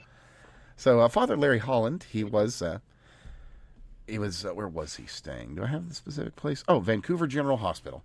So he was in recovery, was doing well, actually recovering well, properly, no issues, not having any troubles. And as he's in the process of recovery, now was it just a doctor or was it a doctor and nurse? Let me just double check here. Okay, the medical options. He, of course, they pushed MAID on him as an option while he was recovering. So was it just? Well, I can't tell. So from what I can tell, as the data's not all in, I believe that one of the doctors treating him gave him the option of MAID, and then at least one nurse, possibly two, gave him the options of medical assistance in dying. And if you're not familiar, that's in a religious sense, that's suicide. End. Period. That's what it is. It's in a very literal sense. It's suicide. Yes. So Or murder. And or murder. Yeah. I mean, depending on where you fall, but the fact that you're making the choice. I mean, that's kind of like, hey, I'm going to put this silver string around a city so that I can go out on the weekends. Like, come on. That's not the way it works. So what has happened here is he was really, really put off by the whole thing. And the worst part of it is that he had his moment there. He had his Jesus moment. Like, do I listen? Which is also horrifying. This is not something you should be putting to people to give them that moment. And really, what there's plenty to this. Like, there's a whole little mini article that I'll include, but it's just utterly detestable. And it seems that a lot of this might be entirely the organ trade, which makes the whole thing even darker. Really? Yeah, there's not hard evidence on that because there's kind of not going to be. But if we look at the way that organ donors here in the States, and Falun Gong, China, the demand for organs, and how many Chinese and literal CCP members have made their way up into Canada, it is not a stretch by any thought. So, until we get some official paperwork on, where these organs are going and how much they're going for, that's conjecture. That specifically. However, doesn't change the fact that the numbers are absolutely staggering. Let me see I think they're like within the top 6 in the world of countries that kill their patients, euthanize, whatever. Yeah, 6. Okay, yeah. Euthanasia has become a leading cause of death in Canada, ranking 6th overall in Canada. Excuse me, So in Yeah, Canada, that was the 6th. MAID is the 6th leading cause of death. That is horrifying. To be fair here, old age ideally is the leading cause of death everywhere. And if MAID is correlated highly with being old, If then it only should it be was. expected to be high up. It should expect to be high up there. The downside here is they're not just going after old, terminally ill people who would rather skip the last 2 weeks of hospice. Right? Exactly. That's the problem. Exactly. It's been expanded And they're to not children. just going after like the It's been mesothelioma expanded patient who just to the wants to be over mentally the ill. pain. Like children, mentally ill, homeless. Like, how far past the line are you here? Well, they killed that like 19-year-old who like didn't want to die, right? Yeah, we talked about that a few weeks ago. She was like, "Oh, I don't want to die." Well, you already signed up, and we've got some people that want your organs. So, you know, are you really going to do that to them? Like, man. I mean, the MAID thing has always been, the euthanasia thing has always been simultaneously, hey, I can kind of understand why it should exist, and, oh yeah, by the way, there's a huge risk of massive negative moral problems. Yeah. And and that's kind of the problem that you have with it. Like, at the same time, it's all of those are bad things. But we also want to make sure that you have access to it for the cancer patient who's got a month to live and their body's basically eating them alive and they can't do anything, and that's terrible. Absolutely. You know, and we can sit there, maybe the organ thing is true, maybe it's not true, but it's always been a huge vulnerability of this approach. I don't know. Well, you know what, too? I mean, it's not the on one hand, and you mentioned homeless people, and that's kind of what I perked up at. Yeah. Oh, that's a criteria now. I really struggle with how many people we keep alive without them doing anything. Like, along with those lines of like, hey, I'm all for I get where you're coming from with disenfranchising that. voters.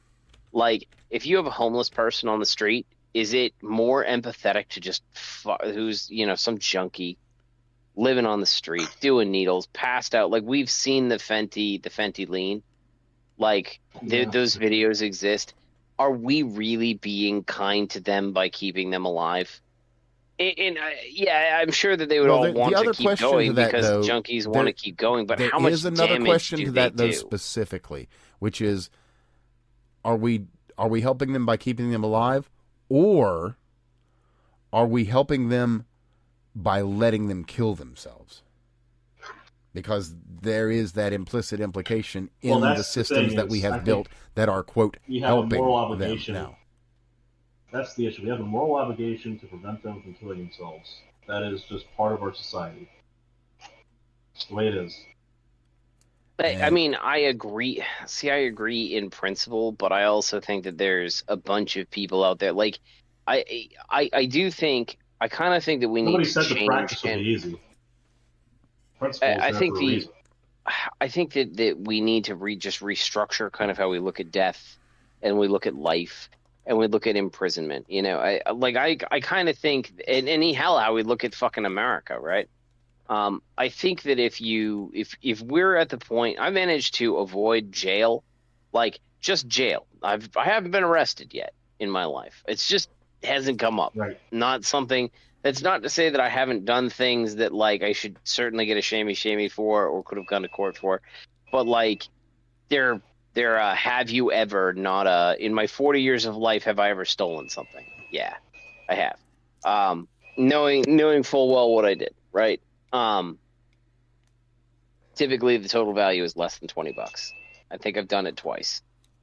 Right? I'm not going to get caught doing something like that. Nobody wants to sit there and bust your ass on something like that. I did it, once for the thrill of it, and the other time because I was fucking broke and I, needed food or something like that. I haven't gone to jail. I'm probably never going to go to jail. Yeah, probably not. Not a lot of fun, It's by the way. pretty easy to avoid jail. So, like, you get these people, Relatively. and we're going to imprison them for 5 years or more. Like, the people that have these sentences, they work them out, and it's 5 years imprisonment or more. Why are we keeping them here alive? Like, and I'm not trying to be crude, but you get these people with, like, multiple life sentences. Why not just kill them? Like, what is the point of keeping them alive? What's the value? What's the societal advantage in doing so? Well, the best argument for that is how many of the individuals just recently, I don't even know if I'm comfortable calling them people, but how many of the individuals just recently that these activist judges have let off only for them to either rape, kill, or go on a fucking killing spree. Jail doesn't serve a purpose unless you believe rehabilitation is possible. That's I guess, more or less the point, right? Like, it's a major issue in itself. It's a major issue in itself. Well, that's not quite it, but that is one of the that's at least a 60%. I'll give you that, because but there's the other 40% of that is you're going to have to suffer some kind of consequence. And by not suffering consequences and just turning the fucking jail doors into a revolving door, we are doing a vast disservice to the victims of crime. Even if there is no hope of recuperating these individuals. It's not just that.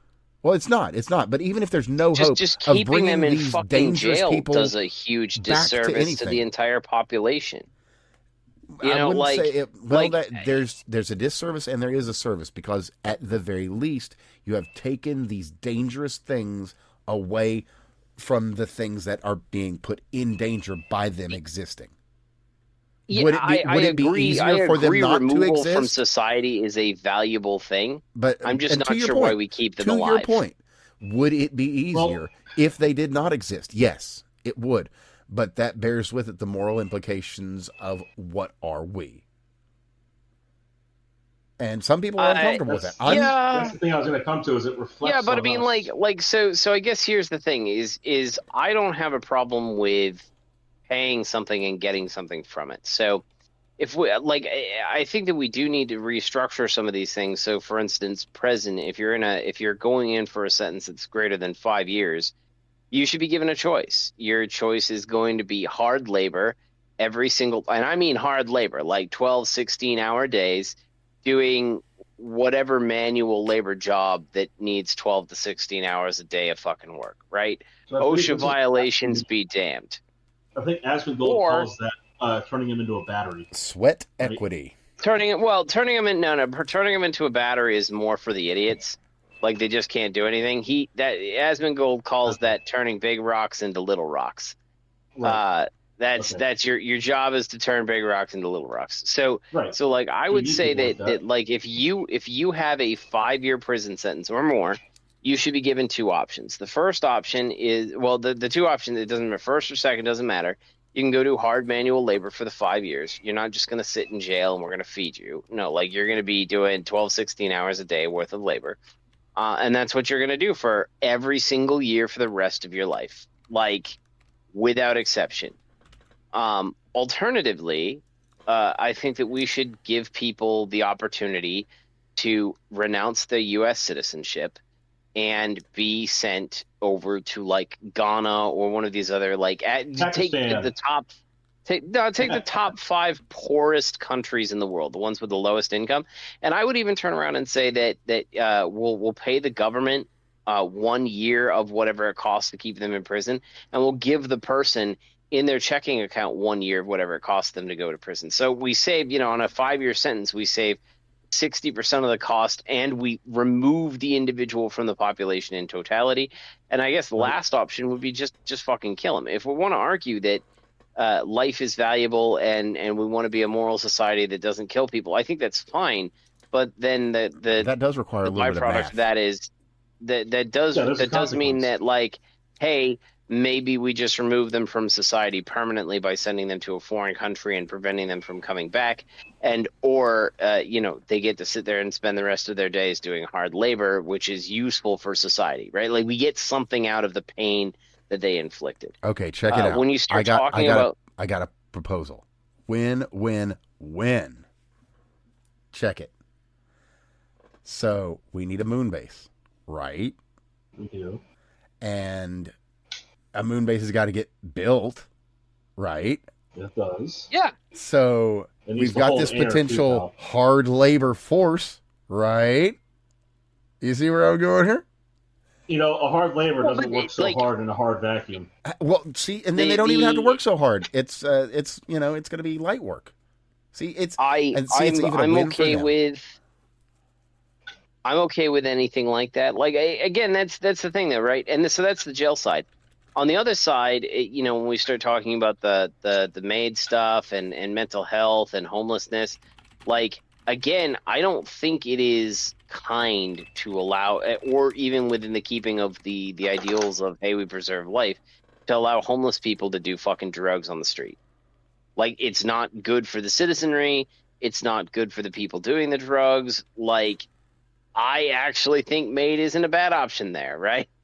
Well, I'm going to lean more into the Starfleet option. Then we need to institutionalize them to get them sane, and then once they're sane, we need to turn around and make them, Productive? Go back into the rest of those options, right? Your choices are death, leave the country, or turn big rocks into little rocks. This is the problem that I have. I think I don't think that what Canada is doing with MAID is a good thing. Like, I don't think killing people is the right choice. It's quite literally the opposite of good and or moral. Right. Like I'm not a, hey, let's go kill them all and let's kill them all and let God sort them out. That's just not. I know that's probably kind of where this conversation sounds like it's going. I don't understand the point. No, that's fair. They're kind like, of I just don't. That's my issue. I don't understand the point. The only one I've got for you is monetary, and we don't have hard evidence of it. So at the moment, the whole thing just looks incredibly dystopian, and that's just it. It's going to look incredibly dystopian no matter what the monetary. True. It's like, oh, it's not just dystopian; it's cyberpunk dystopian. Oh, great! Yeah. Right? Yeah. Oh, speaking of cyberpunk dystopias, that's what I'm playing right now, actually. Oh, quality, decent game. But speaking of dystopias, we should probably mention that Spirit Airlines unfortunately did not get bought out by Spirit Halloween. Also, did not get bought out by JetBlue either. Wasn't allowed to. Was not by a specific group of people. A very specific and not a very large group of people. We had some cheerleaders, as a matter of fact. One of them over here like, hey, we gonna put them out of business. That would have been Elizabeth Warren, obviously. I'm allowed to do that, so you can't talk shit to me. Right. Just so you know, I am a red man. I've got. We'll get into that in a second. We'll get into that in a second because it's fucking hilarious. But first, but first, and speaking of being red in the face, Elizabeth Warren was one of the key opponents to the JetBlue Spirit merger that was set. It was set. JetBlue's like, okay, we're going to cover everything here. We're going to go ahead and bring in your employees. We're going to go ahead and bring in your planes. We're going to go ahead and bring in your routes. And we're going to pay you $3.8 billion, and then that way your 14,000 employees will remain employees. That grew to like 17,000 by the time they went bankrupt and ceased to operate, shutting the doors. Mm-hmm. True. Yeah, so they ended up something like 21,000, 22,000 about all said now. Yeah, it's about 20,000. So hope she's happy. Hope she's having a fantastic powwow over there.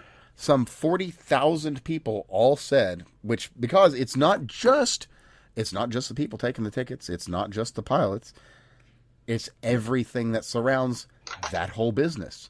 The people through that all the worked on those ancillaries. planes, the companies that supplied parts to Spirit, everything, every aspect of that business, gone like a fucking fart in the breeze.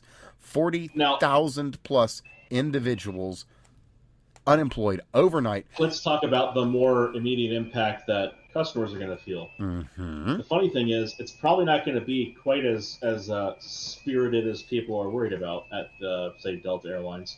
Mm-hmm. You see, the thing about Spirit Airlines is that it was very cheap. So it's not like the people who are spending money on it before are just going to immediately go for the now the only option they have now, which is expensive. So, funny jokes aside on that one about the handing out the mobile speakers instead of headsets. So this basically ruined the ability to travel for a large number of people. Oh yeah, it would not be entirely inaccurate to compare this with Cash for Clunkers. It's not a one for one motion thing, but it's freedom of movement for a lot of people has been fucked up. Yeah, there's a real analog there. Yeah. And yeah, God, I saw a great meme of that one earlier. It's like, what's Obama going to be remembered for? And someone's just like, had a 2012 picture of a truck. It's like, well, I'll let it go for 4,000. And then 2026, I know what I've got, 18,000 or whatever. Mm-hmm. Yeah. Yep. Yeah. That's what he's going to be remembered for. Well, I remember.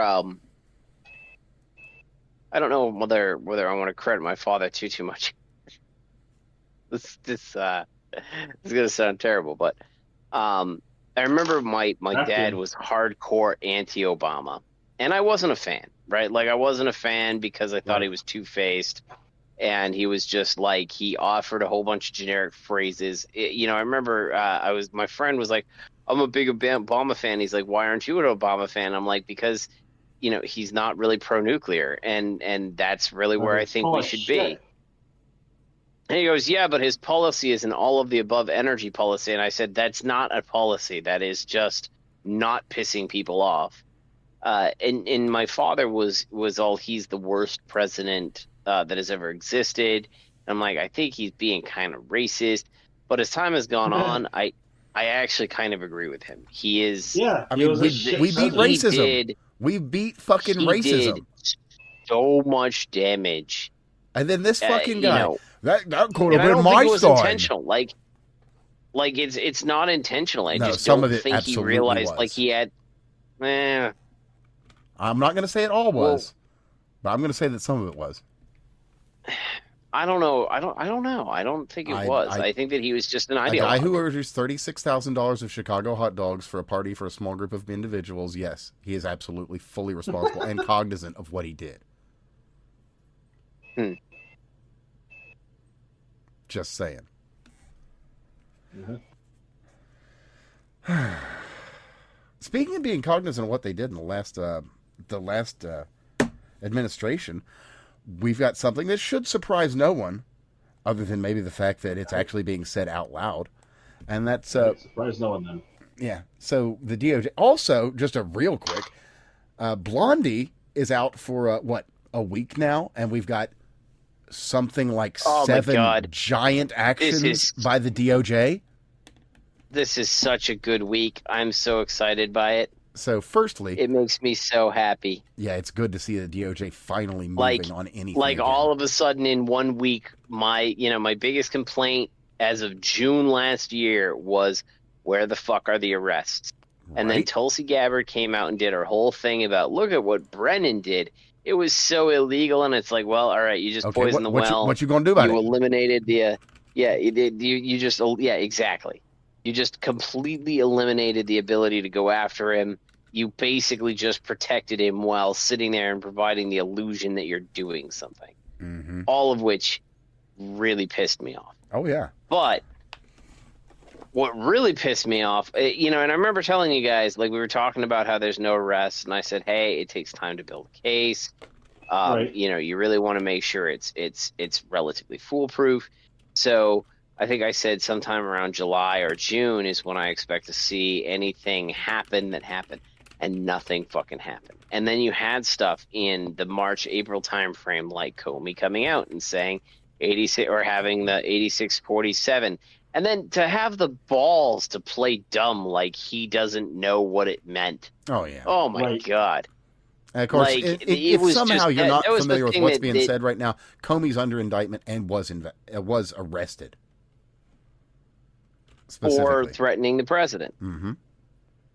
And like Right. that was the thing that really pissed me off. Like I remember when whoever Biden's military guy was, who had the guy who like disappeared and nobody knew where he was. Yeah. The guy When was they were gone for building the like a week. pier off of Gaza, and they, what was it? He was sitting in front of Congress, and they said, "Hey, so you're like 20 feet off the shore of Gaza?" He said, "Yep." And he goes, "You don't think that's the equivalent of putting boots on the ground in Gaza?" And he said, "Nope." And I'm like, "You motherfucker!" Like it was the same. Comey coming out and saying, "Oh, I have no idea what 8647 meant. I just thought it was an interesting arrangement of seashells." I'm just glad they Like- had him say it himself. Like, just Yeah. beautiful timing. Beautiful way to do that.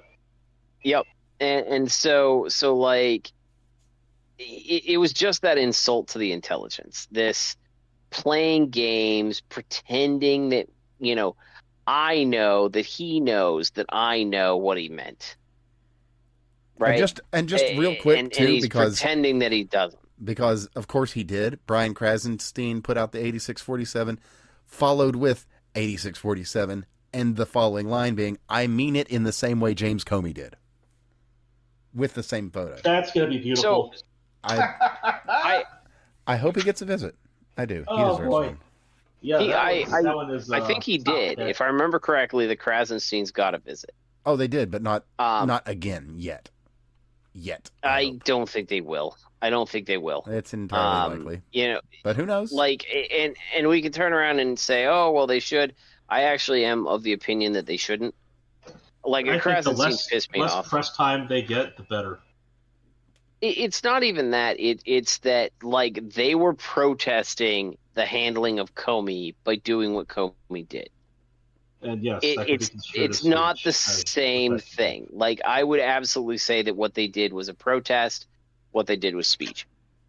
Like, yeah, I know the implications, and I know but they were doing it in response to the actions the administration took against James Sure. Comey. That's what it was for. Had nobody reacted to James Comey, I don't think they would have gone balls in on it. You know what I mean? And oh yeah, by the way, I don't think that that's necessarily like Jack Posobiec is in the same boat with Biden. That's true. He actually did it put back that in out there. 2022, right? So I don't think a Not a commentator. fan of him either, though. I don't- No, Like, but I think if it's he fucked that different up, when. then- I think it's different than when a public official does it, right? That's the bottom line. Well, that's I remember seeing reasonable. Well, the thing about 8645 a long thing about time ago, Comey and I thought is that was he- offensive. So with Comey, he not only knew what he was doing, but he knew what he was doing, and there's evidence for it, and then there's now evidence that he's lied about that. Like, that is just sunk. Like that is 3-pointer at the end of the game. That one's over. It'll be funny to see how that goes in court. Indeed. Because Speaking of also, courts, according to that same yes. release, the DOJ is stating that this isn't all. That's just one charge. So Sure. I look forward to seeing what more they have. Well, again, speaking of courts, Fisk, Pfizer renewal. Ugh. Yeah. That just blew right through. And again, very- going back very to like, fortunate. why does Trump piss me off? These are There you things go. that Trump pisses me off for. Like, You got caught up in the whole Pfizer thing, and his response is, "Well, I guess we're gonna have to pass it anyway." let's fucking renew it. Yeah. Like, keep in mind, this could have been a great week for him This could have been fantastic. Although I did see, what is it? There's the Iran ceasefire thing. That's gonna push some boundaries. The most latest on that is Iran released a series of proposals, and the Trump side of things has basically said this set of proposals is not adequate. So we're basically back where we were. I saw that the Trump administration is arguing that by sitting there and entering a ceasefire, it resets the clock. And I'm kind of like, no, I don't want forever wars. I do not want to have I don't care about the sand wars. I do not care about the sand monkeys. Well, leave the sand monkeys to sand monkey. Oh, yeah, speaking of them and their fucking desert religion, there's something else that I was wanting to mention about the DOJ. Another big thing that they're doing, and that is that we got a 500-page report that came out on the 30th of April, reporting on the anti-Christian bias that was intrinsic to the Biden administration. And that was ridiculous. Completely. Like, they were literally going after just plain old Catholics. Like, not even special ones. So there's... yeah, but we knew that. Well, we did, but now that was a known thing. Well, everybody knew, but there was nothing done about it. And there was nothing from the top. So for there to be something, it's a pretty big deal. I don't know. I think, what was it? Not only did we know that at the time, but I believe Kash Patel already released the documentation on this thing. Like, I don't think, not only is it not an unknown quantity in any way, shape, or form, like, not only, but I think they already released that. That's not even new. That was like, I think they released the memo for this whole entire thing for that policy approach. I think they released the memo for that last year. What you're thinking of is that it was formed last year. It looks like they finally got all of that out just now. So what you're thinking of is on February 6th of last year when the executive order for the eradicating anti-Christian bias was put in and the work began. And now that said, there have been some statements since then, but not an official release report, everything. So it's out, it's on paper, it's in the congressional record, and there's more to be done still. But, it's official now. What, that they had anti-Christian bias? Mm-hmm. Yeah. So not just official, I'm like, duh, it's there, but they've documented it. Well, here's the evidence on page this, that, and the other. And so from here, theoretically, action can be taken. What action will be taken, I don't know, but I really hope that they will. And if nothing else, just these reports alone do open up private individuals and organizations to bring this suit to the offending parties. I mean, the problem is that administration is no longer in power. It is not, but the organizations it empowered to do this still exist. Well, for instance, the SPLC. There you go. Being able to do a lot of fun and funky things through its connections. Mm-hmm. Again, I hope I hope the DOJ does go after any private entities. There should be a live by the government sword, die by the government sword mentality. Amen, bro. But again, until I see public officials that were in the administration getting held to account, I couldn't care less. Well, we are at least seeing the arrests now. So that is something. We've been asking for those, and we're finally seeing them. So yeah, I do agree with that. And another fun thing that happened here, we'll get into it in a second. What were you saying, Greg? Just saying, what was her name? Susan Rice, who finally got caught up in the bias that was from the Obama admin against conservative nonprofits. It took a while, but it got there. And, speaking of important people, and, that's funny. Okay, maybe we will. So, over the past week, there's been a lawsuit that's come out. A lawsuit? Oh, yes, a lawsuit. that was filed by a J.P. Morgan employee. Oh God, that was so good. Yes, yes, it is. Apparently, This gentleman. Oh boy, what was he thinking? well, he was apparently thinking of his fish wife and how her cannons were better or something. So, God, that was fucking funny. oh, it really is. He thought that story would fly. So it's pretty wild. So basically, It was all made up. Just to Mom get it out Donnie's there wife's quickly. brother works at J.P. Morgan.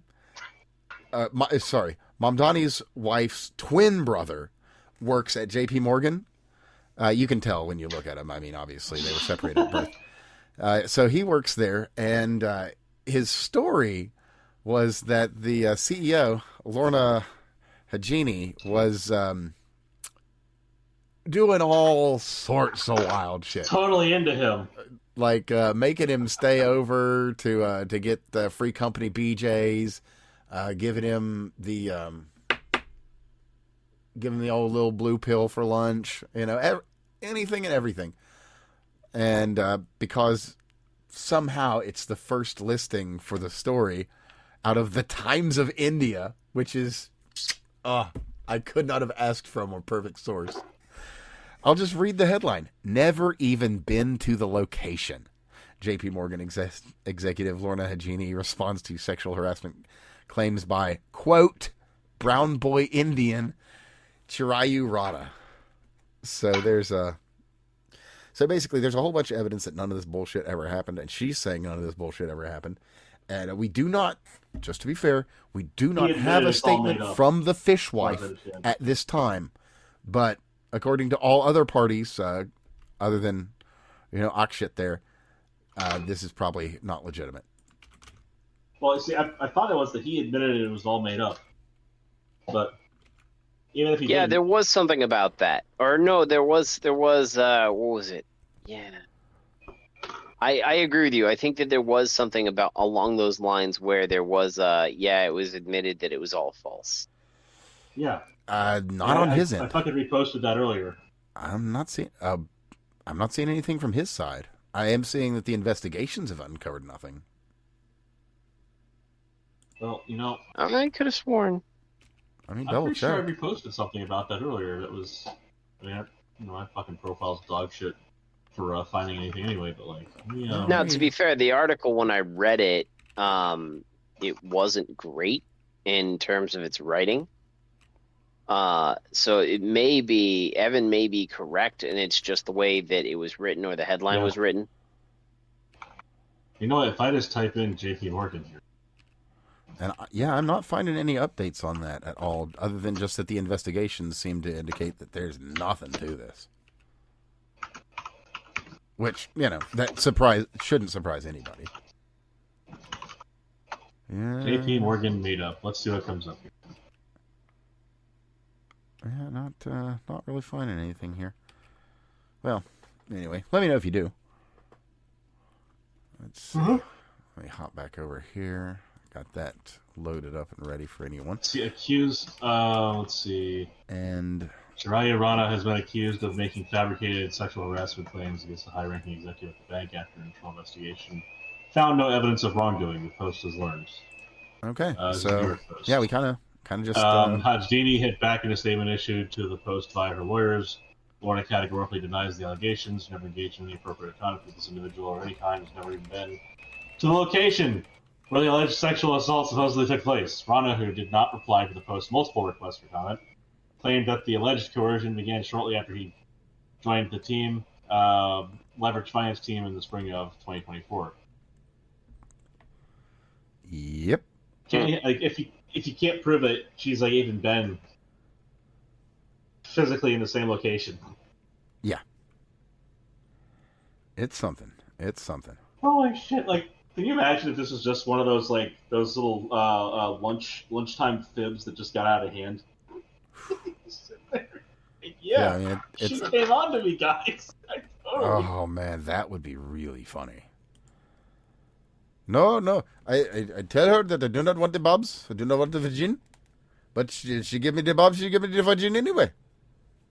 I say I do not want to redeem. I do not want to redeem. She make me redeem. You know, your Canadian accent's getting a lot better. Oh, thank you. I'm practicing.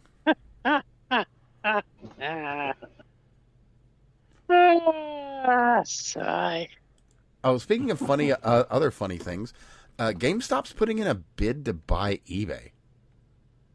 That's the whole thing. There's not much more to it right now. It's just kind of some moves are being made behind the scenes, and it looks like this diversification. is oh yeah, that would be a hell of a diversification, and that would basically position GameStop to be one of the premium retailers, just period, going forward. That could put them in an Amazon position. I mean, not tomorrow, not next year, but. Well, you know, it's funny because, like, you know, the whole Amazon needs some fucking competition. The whole GameStop stock thing was just fucking it memed itself back to life, which was just beautiful. It was. And now we got this. Like, it's interesting to see this stuff just continue. And you know, I that could be really interesting. Actually, I don't readily see a major issue with such a merger. That's the funny thing. Elizabeth Warren might. Other people have issues with that. Yeah. There's other people that have issues with that, and that's their issue. Like, Speaking of issues, and we were talking about Graham Plattner earlier. He recently, just yesterday, as a matter of fact, released a new campaign video. It says, Susan Collins is on the side of the billionaire class. I'm on the side of the rest of us who built this country. And it's in a tasteful black and white. Much like Schindler's List actually was in black and white. And well, is it what was the name of the movie? God damn it! Well, I think I just lost the reference. Sin City. I was gonna say, is it a silent French film or that was I can't really remember the goddamn movie. We had to watch it in a class in Hebrew school, and you know it was very sad. You know, the guy, at least the one person got rescued at the end when they came with the tank, the Americans, but you know, have a poor family, poor Jewish family gets you know, caught by the Nazis. Fucking dad and his kid, and I forget which one of them died. Oh, so this isn't the George Soros story? No, this isn't a story of this isn't a story of a guy that goes around hunting Jews. Okay, got it. This is the other side of it. Yeah, this is, instead of pointing out the Jews, this is the one that was hiding. Oh, okay. So a little bit more Anne Frank, a little bit less George Soros, with no big pins involved. Yeah, got it. Okay. Yeah. There wasn't any like gold rings to sulfur. Gotcha. Well, my comments on this were as Stead. You know, it's a very reminiscent of Schindler's List. It's like A Beautiful Life or something. Oh, that might be it, actually. Well, anyway, his advertisement here, you know, it evokes Schindler's List, and I was like, man, you know, who does he remind me of from Schindler's List? And it's like, oh yeah, Eamon Goeth, of course. And if you're having trouble remembering, that's the German fella with the exceptional hair and the taste in women. Yeah. So yeah, there's that. Exceptional. Absolutely, completely exceptional. Speaking of exceptional, I've got some exceptional news. Out of leading report breaking yesterday, 300, well, I don't know the exact amount, but approximately 300,000 criminal illegal aliens have been purged from the Social Security rolls. And over 100,000. That didn't happen, though, right? That wasn't happening? Oh, right, yeah, the thing that was never happening. I was told reliably that this is not happening. Well, it's not. See, because they're not on there now. So it's not happening now. Man. Things that don't happen keep happening. Yeah, and then they're no longer happening. So it's like they were never happening, except for that all the years that they were. Oh, and also, another, on top of that. Rolls get purged until they don't, until all of a sudden they do. Yeah, it's like... This was Social Security. And next you're going to tell me that they're getting Medicare and that that's stopping. Oh, wait, well, actually, I hadn't even finished my statement. So, that being said, also, over 100,000 were removed from Medicare as well. Again, things that never happened. happening? Yeah, it's a crazy I old thought world. it was just the ER visits. No, it turns out they're on Medicare too. Registered and receiving the Medicare care. Yeah, it's that's something. That is truly something.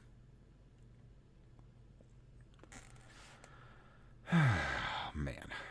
Like, if we stop giving them free shit, they'll go home. Yep. Yeah, probably. At the very least, they would not have any wouldn't have any reason to stick around. So If we start penalizing some of the people employing them, they'll go home. that would also be a good step. That would definitely be a good one. And let's see here. Oh, just since we need a quick comedy break, I'd like to read this tweet from. Well, it'll be clear who it's from after I've read it. That being, to the creator who feels like giving up, don't. We see you. Now, if somehow it's not immediately obvious what completely gregarious and beneficent organization put that out, it was actually YouTube creators. I'll give you all a moment to process. Yep. Having had that moment to process, what the ever-loving fuck? I'll read the community note because was it written by Lucas John Roberts? Because it sounds like a Lucas John Roberts thing to say. It does. So the community note is: this post drew heavy backlash from creators over AI demonetizations for quote inauthentic content, unresponsive support, and terminations despite original work. I mean, it's been a bit of a week. Oh yeah. There's somebody that does like backroomsy videos that was on yours, but there's so many. Just this past week, I can remember 3 right offhand, aside from that one, that have had it happen. Like a World War II history account. Yeah. I think I saw that one. Like bunches of them, all kinds. And it's just like, was it 5 or 8 years or whatever of history videos gone? Yeah. And that's just one channel. Just one.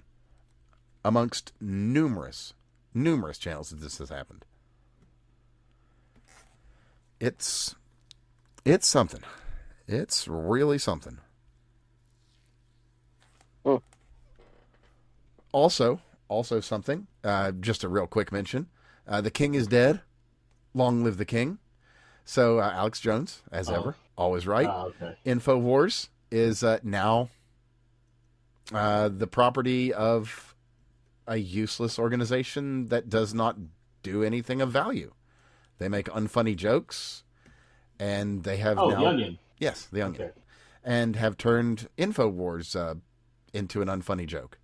So Tim Heidecker is now hosting Infowars, doing an impersonation of Alex Jones, but not trying to be funny. Can't Alex Jones sue for likeness violation or whatever the fuck that is at some point?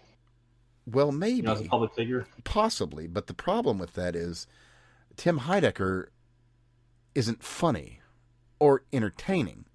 So by attempting to be Alex Jones, he's obviously just doing an utterly rubbish parody. So it falls under fair use. No, interesting. Also, secondary interesting point, there is an objection that has been lodged with the court regarding this. And despite that objection that has been lodged and is filed and is processing with the court, The Onion went ahead with the takeover anyway. And that could prove interesting as this whole thing plays out. But that's tertiary, because the king is dead. It's going to be a commingling of assets issue later. The biggest, along the lines of there is a legitimate argument. I was wondering, Tim Cass talked about this last night or the night before. I argued that the summary judgment against Trump in the Erdogan case or whatever that judge was, where he basically, for the fraud case, where they basically said, "Yep, we've decided you're accused of it."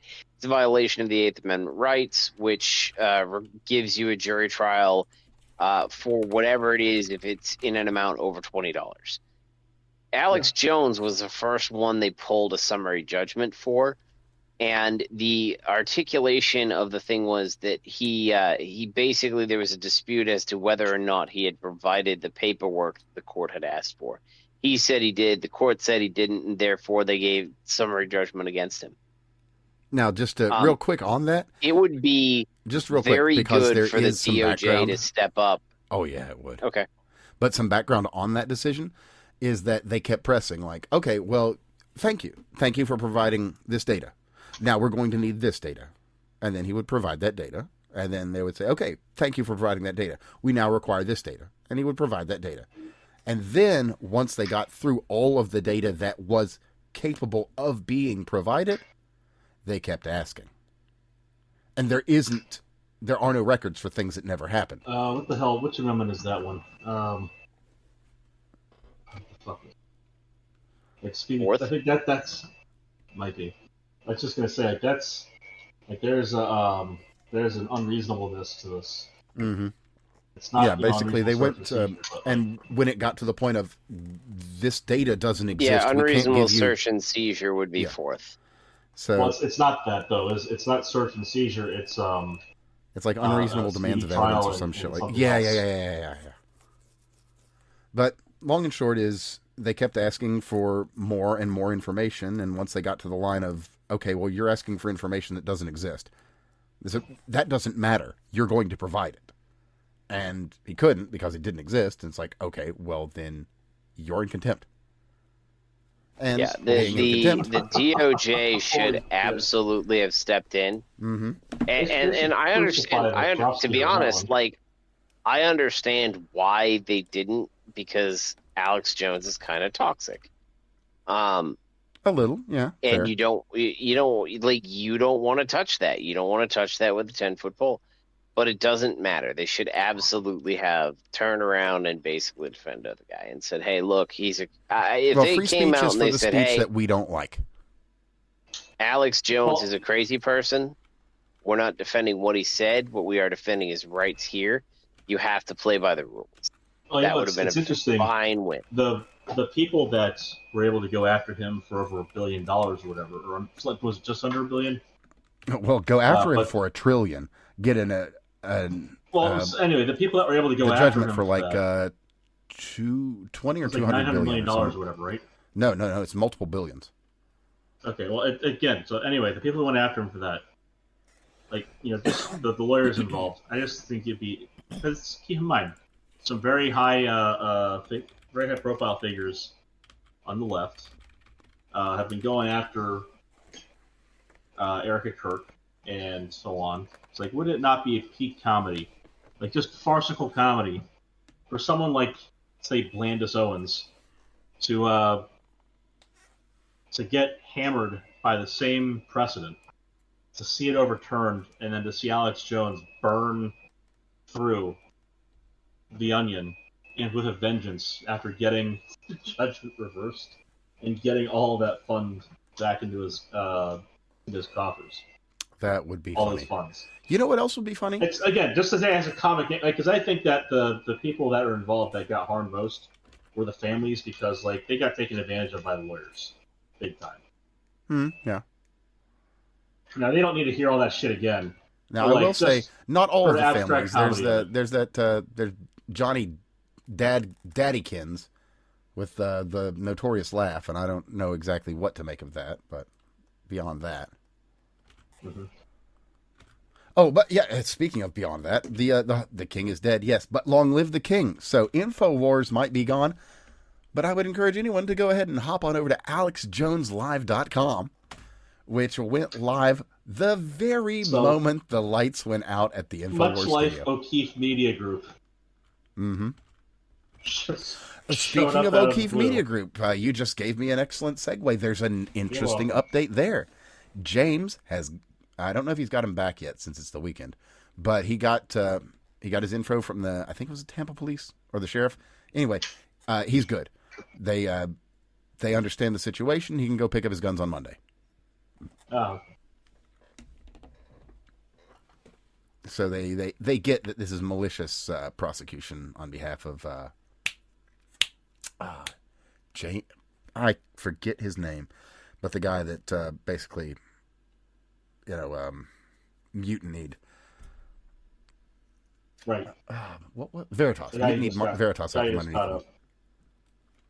Yeah, that guy. Wait, so I never actually caught up on what the story was for how he lost Veritas. They took it from him. Yeah. I know they took it from him. Like I knew that, but like they voted him out as the guy at top. Well, no, he probably wants to know the context. The context is go ahead. he took a sandwich from a pregnant woman. Yeah, no, I know what the pretext was, okay. Which is what you're thinking, not context. Oh, okay. Pretext. I knew that. Well, I knew what the argument was. The question was why, or what the motivation was, and who the individual was, and what their goals. Well, the guy, all that stuff. Okay, well, it looks like the ringleader, because it seems like it was a small coterie of individuals that were on the board. Maybe a larger coterie of individuals on the board, but the Demore. Is that the guy's name? Well, anyway, the guy who was responsible for the restraining order that resulted in James having his guns seized live on air and being served by the sheriff's department live on air, that guy seems to have wanted to take over Veritas and run it in his own way, and then just did all of this. Got the ones on board that he could get on board with him, and, ran it into the ground as snakes tend to do. Yep. I know, but what was his motivation? Why did he want to run it differently? Well, because James O'Keefe is James O'Keefe. Do better. And he should be the man in charge because he knows better. And James O'Keefe, in his own words, I'm going to paraphrase because I can't remember exactly, but James O'Keefe, in his words, was basically a pompous, arrogant asshole. So he thought, why let that stop him from being a bigger, pompous, arrogant asshole to show him how? Yeah. Pretty much.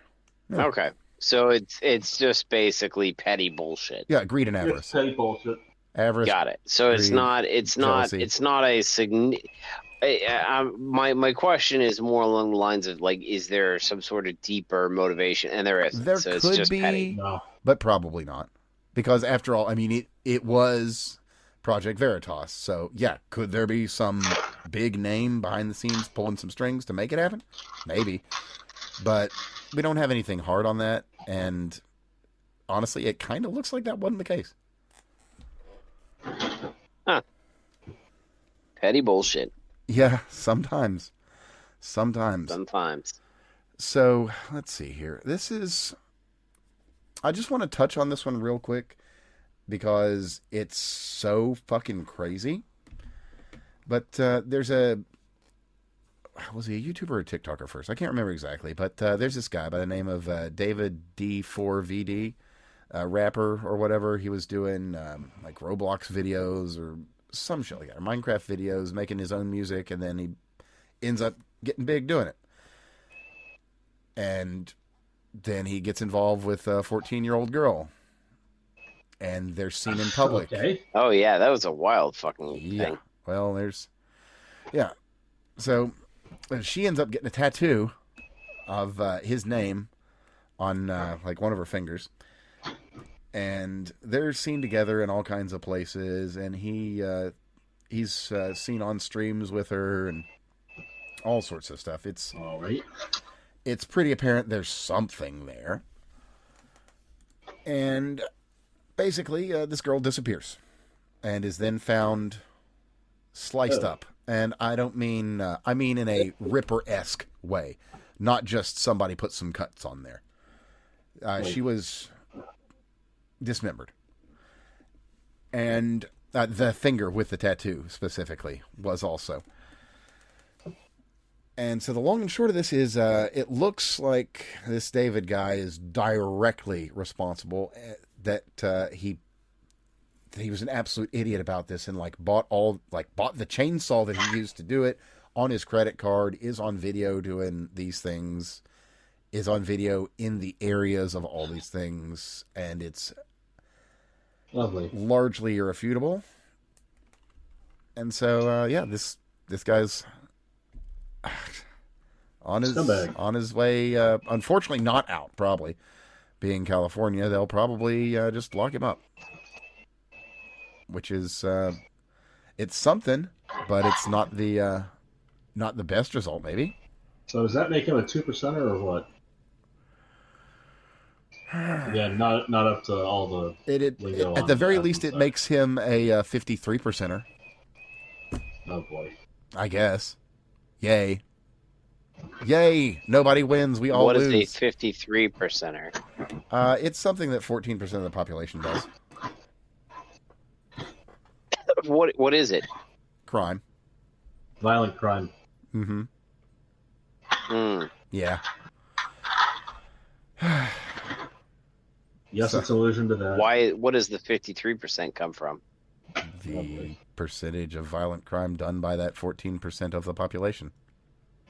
Which is Really? That's a pretty staggering amount. Well, you see, that's the thing, is it's not done by that 14% of the population. Oh, yeah, it's actually a done by, portion of the 14%. Something It's like... done by got it. So it's not like 0.06% 53% of 14% of the population No, commits violent 53% crime. of violent crime being perpetrated by a subset small of portion, a 14% population. by a tiny portion of the 53% or 14% of the population. Yeah. If you want to be more specific about it, given the statistics, it's more like 52% done by like 6%. And but the it's not funny by thing 6%, is, you know, it's like by 0.06%. The funny thing about that is basically everybody who's got the position to know knows who that 6% is. And again, it's not 6%. In the course of a day, and in the course of a month, basically all of that could be resolved. Not all, but basically everything. Well, you know, so is this one of those things that some dipshit's going to eventually push to the point where it's going to happen and it's going to bite the entire population in the ass? Like, how much do you really want to go down the road of the free crime of Minority Report? Like that. Yeah. The point of the movie is that an infallible system is not plausible and is in fact undesirable because of the danger. Like that's part of the point of it, is that we should not do this. And every time we get to the point where it's like, hey, so that thing we shouldn't do, sure would be nice if we could do it right, huh? Like, well, the point is that you can't do it right, and so no, we shouldn't do it. Like, yeah, but they just didn't do it right. Like, well, that's the same argument for doing communism again. And every time some dipshit population decides to stick the big old fork in the wall outlet, we end up spending decades cleaning up the democide that falls out from it. So, we don't need tens of millions of innocent people to die from the next dumb thing that we decide to do as a species. Let alone do we need to introduce some new type of pre-crime police enforcement. Oh, and speaking of pre-crime and police enforcement, have you guys heard all the big name Dems talking about all the gun control that needs to happen because of this big important shooting that happened the other day? Right. I'm still waiting. Maybe they'll start on Monday. Maybe they're just waiting. They're going to get to the point where they're going to say, AI is so special and awesome. Wouldn't it be great if we could then predict who is going to do the next mass shooting so we could stop them? And they're going to want it to be a bunch of Republicans, and it's not. And they're going to be very angry because it's going to be so racist. Well, I think again, I've talked about this before. I actually blame the mass shooter epidemic bullshit kind of on psychology, because instead of psychologists have spent the last few decades attempting to be like, see, my politics do matter and are correct, instead of developing actual metrics and psychometrics that we could use to identify the people who are our largest societal risks. Or perish the thought, use behaviorism because it fucking works, and dump fucking Freud in the goddamn bin heap of fucking history. That goddamn... Are you that telling me cokehead. that That coked out cokehead retard who had is not a good really basis fucking for a big thing for his psychological fucking framework? mom, and thought every other person in the whole fucking world did too. You telling me cocaine does not help you elucidate the depths of the mind in your patients? I know this is going to sound crazy. No. Oh my god, he's a heathen. I know, right? Fucking behaviorism works, man. And Freudian thought has poisoned the well of psychology forever. And that's... Well, I mean, And that's that. a lot of modern psychology is not based on Freud directly. Thank goodness. Yeah, Freud point- actually doesn't have point is a huge wrong. influence on psychology. Well, a lot of the point he of modern did. psychology is that Freud was wrong. So Well, anyway. that was the Psych 101 class that I took for the whatever credit. Like yeah, here's how Freud did it, and it's like, and here's why he fucked up. So, good news, bad news. Related to people having horrible sexual hang-ups out of D.C., surprising no one. The chairman of the D.C. Police Union. Where am I going with this? Yeah, you probably already know. It's D.C. and a cop. So, anyway, arrested for solicitation of sex with a minor and solicitation of child pornography. Yep. And just so you know, this is not just any chairman of the Washington, D.C. Police Union. This is a storied and important historical figure.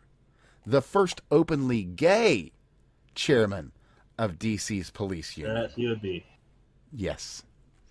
Now, this again is the same D.C. police union that was unable to Find the basement of Comet keep Ping Pong? murders from happening. Oh, that too. Yeah, the same people who had to have the National Guard step in to do their fucking job for them. And suddenly, D.C. was safe for the first time in decades. Literal decades, yes. Which is fucking embarrassing. The first time this century, actually. Yeah. That's a... Wow.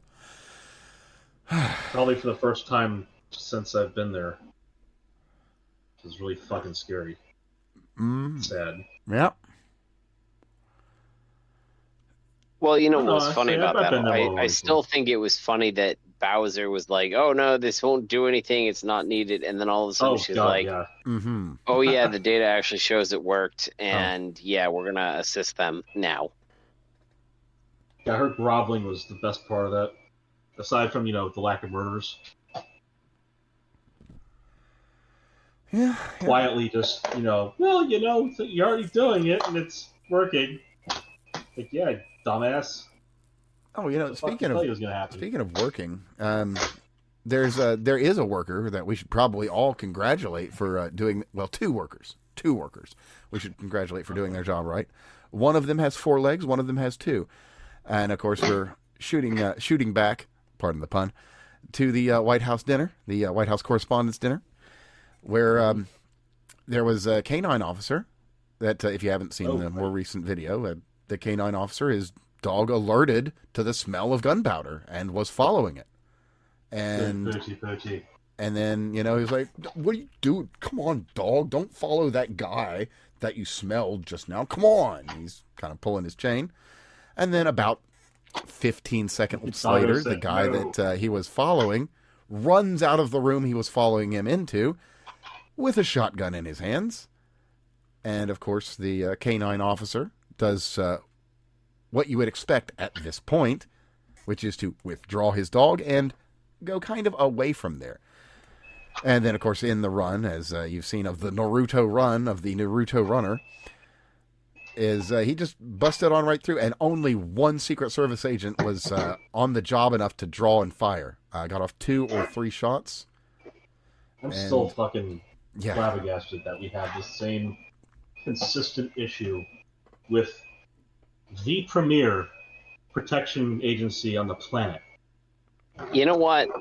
I think that you're what taking the wrong thing away from this, Craig. I think you're taking the wrong thing away from this.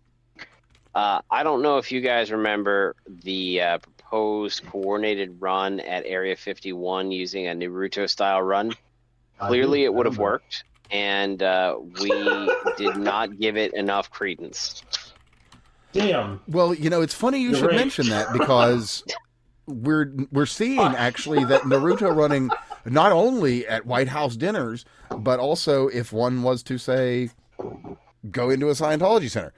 It's proving to be quite effective way of getting around It this. is. You can just run right past metal detectors, past security, just run right on in.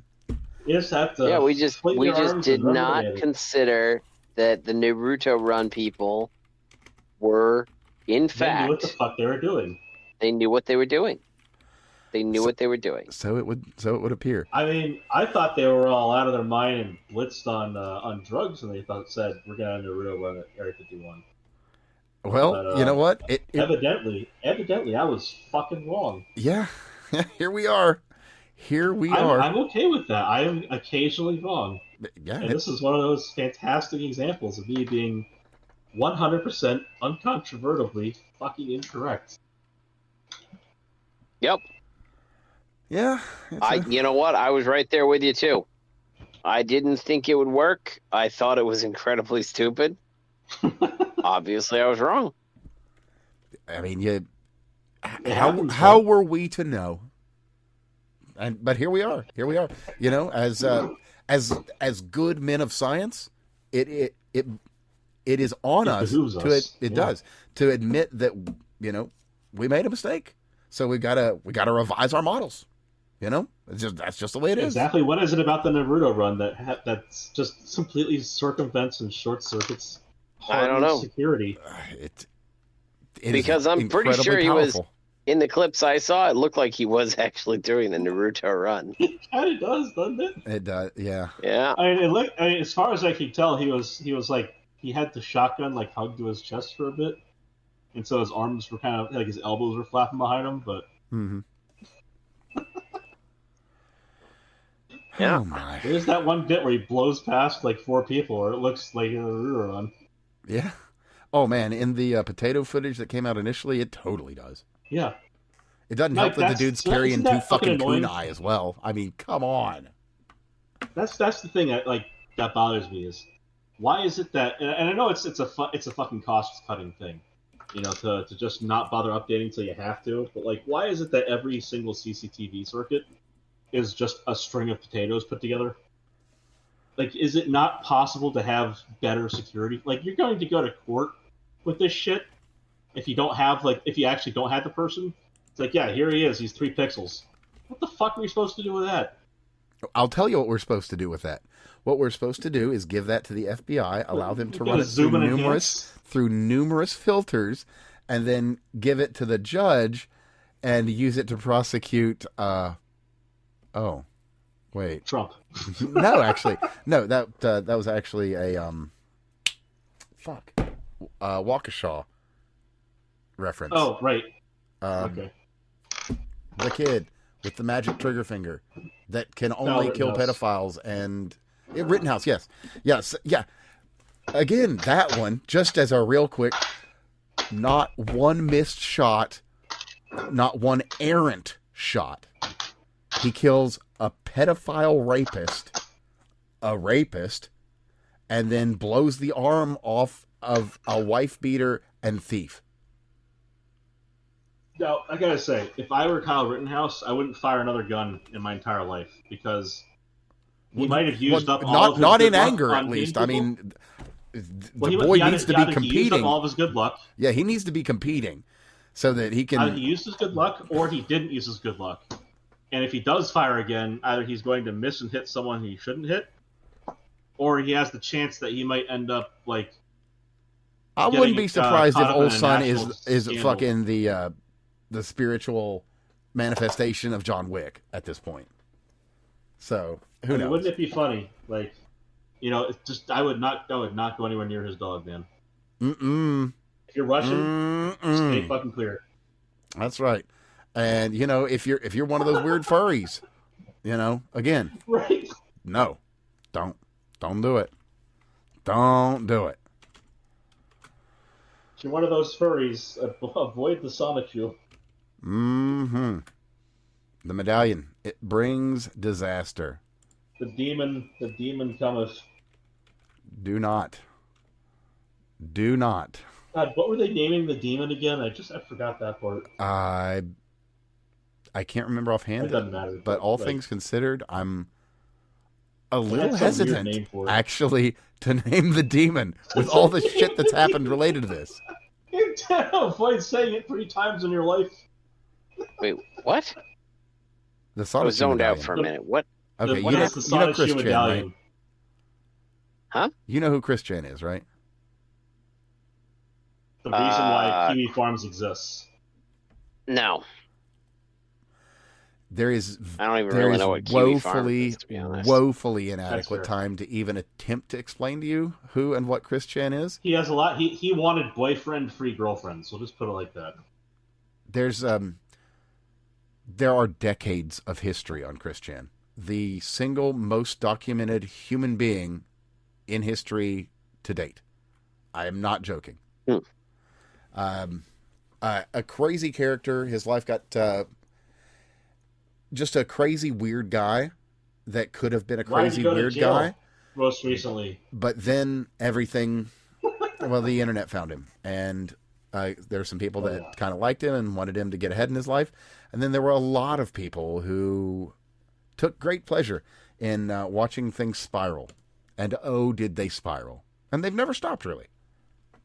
Yeah, this guy got put away for abusing his mother, his bedridden mother, in ways that are not palatable to put on air. Yeah. And he got out of jail finally, but his thing was like one of his things was he has the Sonichu medallion, handmade. So people get sent these things on occasion, and they stupidly will put them on, and for whatever it is, like by a contact with the medallion or with the person who wore it last. Great one here. You know Makeda, right? No. Oh, okay. Wow. Anyway, yeah, this demon. There's a like the anybody who's received one of these Sonichus in the mail and then like worn it has had a horrible misfortune come to pass. Like it's one of those things that like you don't have like there are atheists out there who are like I believe in the demon. Yeah, it's like it's very funny, but like it's also like it's one of those things where I would not take a risk of it. Like I don't think there's like a real demon, but like I would probably visit a shaman if I fucking received one. Mm-hmm. I wouldn't tell anyone either. Every single person that has donned one of these Sonichu medallions has had disaster befall them. It's only a question of how disastrous. And a lot of big names that have had dumb shit that have either had dumb shit happen to them or did dumb shit. Like Mudahar, Jeremy of the Quartering. Oh yeah. A couple other fun, stupid people that are within our circle of orbit. Some won't even bother naming. But yeah, like a bunch of people like will put it on and it's like, haha, it's a joke, and then like you go, so dumb shit happened to that guy, huh? That's pretty fucking awful. This is just a crazy joke. Or is it? Yeah. Oh my. Oh me, oh me, oh my. It's been something. Sonichu, it's a thing. Pray you don't get one in the mail. Like if I got one in the mail, I'm pretty sure I would pick it up with tongs and dispose of it. Find 6 or 7 different witch doctors and say like, hey guys, take that shit to a church and tell them to bury it underneath of the fucking altar. I would actually be interested to see, 1, could I actually get it across the church gates? And 2, yeah, right. 2, would the church burn down? Oh, that could be the reason why so many churches are burning across Europe and Canada and in USA and United States. It might not even be that there's a horde of angry Muslims who are just burning shit down because they can. It might be a bunch of priests receiving Sonichus. How many of these things are there? That's a good question. Because there was a set amount, and then the original was destroyed and reforged into some number of new ones. And the question is, like, there's like these people that receive them and wear them. We don't know if like they bought them, or if it was some fan that sent them, or what. It's just like, oh, I got this in the mail. Well, in the case of and they Rekieta, put it on. he got sent one, and I would not like the person who sent me a Sonichu. I would be very much upset with that person. yeah, that's like you sent me a severed goat head. What the fuck are you doing? That's like on the par of receiving a human skull, like what Ethan Klein got. Like that Real would talk, not make my day. Yeah, I mean, in actuality, yes. I mean, just from the face of it, it's like somebody sent you this crappy little fired clay thing. It's like you don't know. You don't fucking know what's inside of that monstrosity. Fucking demon core shit, man. I'm telling you. Right, but like, so it's just, it's one of those things, and there's a whole lore built up around it that's now on Kiwi Farms and other places. Like, there's a name for the demon that possesses the medallion, and like there's things it does to the people who wear it that they've cataloged. So yeah, they look at genuinely Rekieta seem like and, cursed artifacts. I shit you not. Look at Rekieta and Jeremy Hambling, like right now, or Hambley. Look at both of them. Like they've strung out on drugs. Their life's gone to shit. Well, to be fair, Rekieta seems to have turned a corner. I'm hoping it's because he got the fucking exorcism. Right? And maybe getting tested every goddamn day for coke in his system is finally helping. It couldn't hurt. He had that demon in him, I'm telling you. I mean, again, and so the thought is that it somehow passes between people, and nobody's sure how. An interview, a famous interview with God damn it, with Chris Chan may have several famous interviews with Chris Chan may have transferred the demon to other people or back. Like it's got a whole thing to it. One day it'll be a very substantial creepypasta. People just won't believe that this is actually a thing. Yeah, it's absolutely in the category of no fucking way. And the reply, of course, yes fucking way. I mean, again, it's from the scientific mind here. Like it's clearly just a sequence of coincidences among a group of people that are also fucked up because of the culture they engage in. But it does keep happening every time. But yeah, I was gonna say at the same time though. Like I will firmly believe there's not actually a demon, but I will go through the motions of getting rid of the fucker. What was it? BuzzFeed used to have a show. It's on, I can't remember, probably Hulu, but it was a good ghost hunters thing. They put one skeptical guy and one believer, and right. It's actually a fantastic show. It was unfortunate they only did like 2 seasons of it, because I like those shows. Mm-hmm. But man, let me tell you, the believer dude, right? He's like, I can handle ghosts, but we're only allowed to do 1 demon episode a season, and he would freak the fuck out. Now I'm sure that a lot of that's like paranoid stuff, but camera, yeah. In any case, boys, I have to tuck away from you boys. Understood. It is very much pumpkin hour. Understood, sir. Understood. You get yourself a good rest. I have money making to do tomorrow. There you go. You got a kid to provide for. To do tomorrow. That's what you got to do. That's right. That's what you got to do. Understood. Yep. Well, been a pleasure, sir. So a good night to our friend Steve. Everybody, give him a follow at Ratman720 on the Twitters. And with that, fantastic follow, by the way. When he gets into he has time to have an argument. Yeah, when he's getting into it, it's worth a watch, definitely. Wait, what? When you have your long conversations with people that are very interesting to engage with. There's not too many people that are worth engaging with. But it's funny when you do. Yes. Some people just rub me the wrong way, man. It's just I get it. Your level of retarded is too much not to.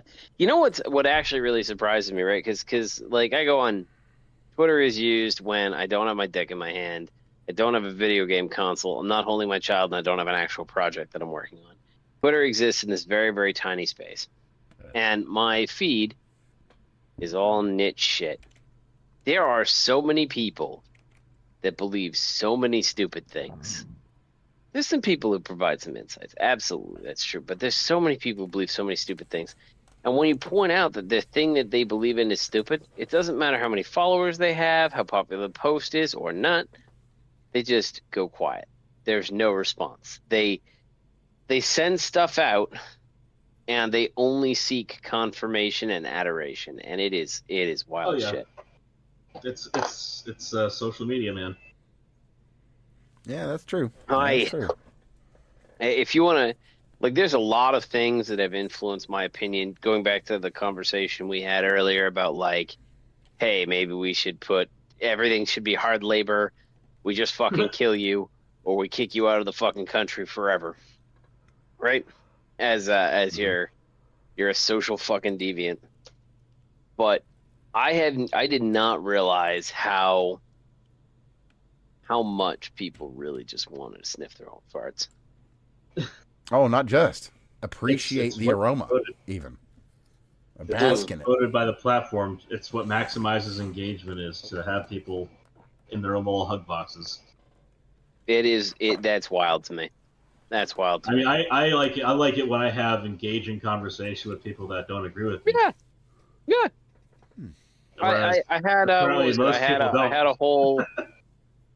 a whole medical ethics debate on the nature and philosophy of treating trans individuals with someone. Great discussion. We came at it from two completely different perspectives. Fantastic discussion. Very respectful, very, whatever. There's some other, like, turd muffins where you're like, holy shit. There's so much level of retard. I just don't even know where to begin. But there's a whole bunch of people that they either just don't engage, or their entire thing is pejoratives. Oh yeah, quite familiar with that. People will start off with "you're an asshole and you deserve to die." I'm like, oh well, I'm going to continue to go down that argument, aren't I? Yeah. I don't deserve to die that much. Oh, this red versus blue button thing, man. I love it. That's been so fucking retarded.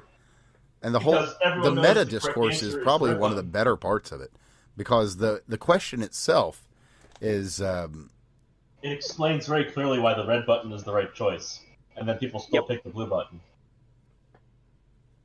See, this is the thing, is I don't think they're actually picking the blue button.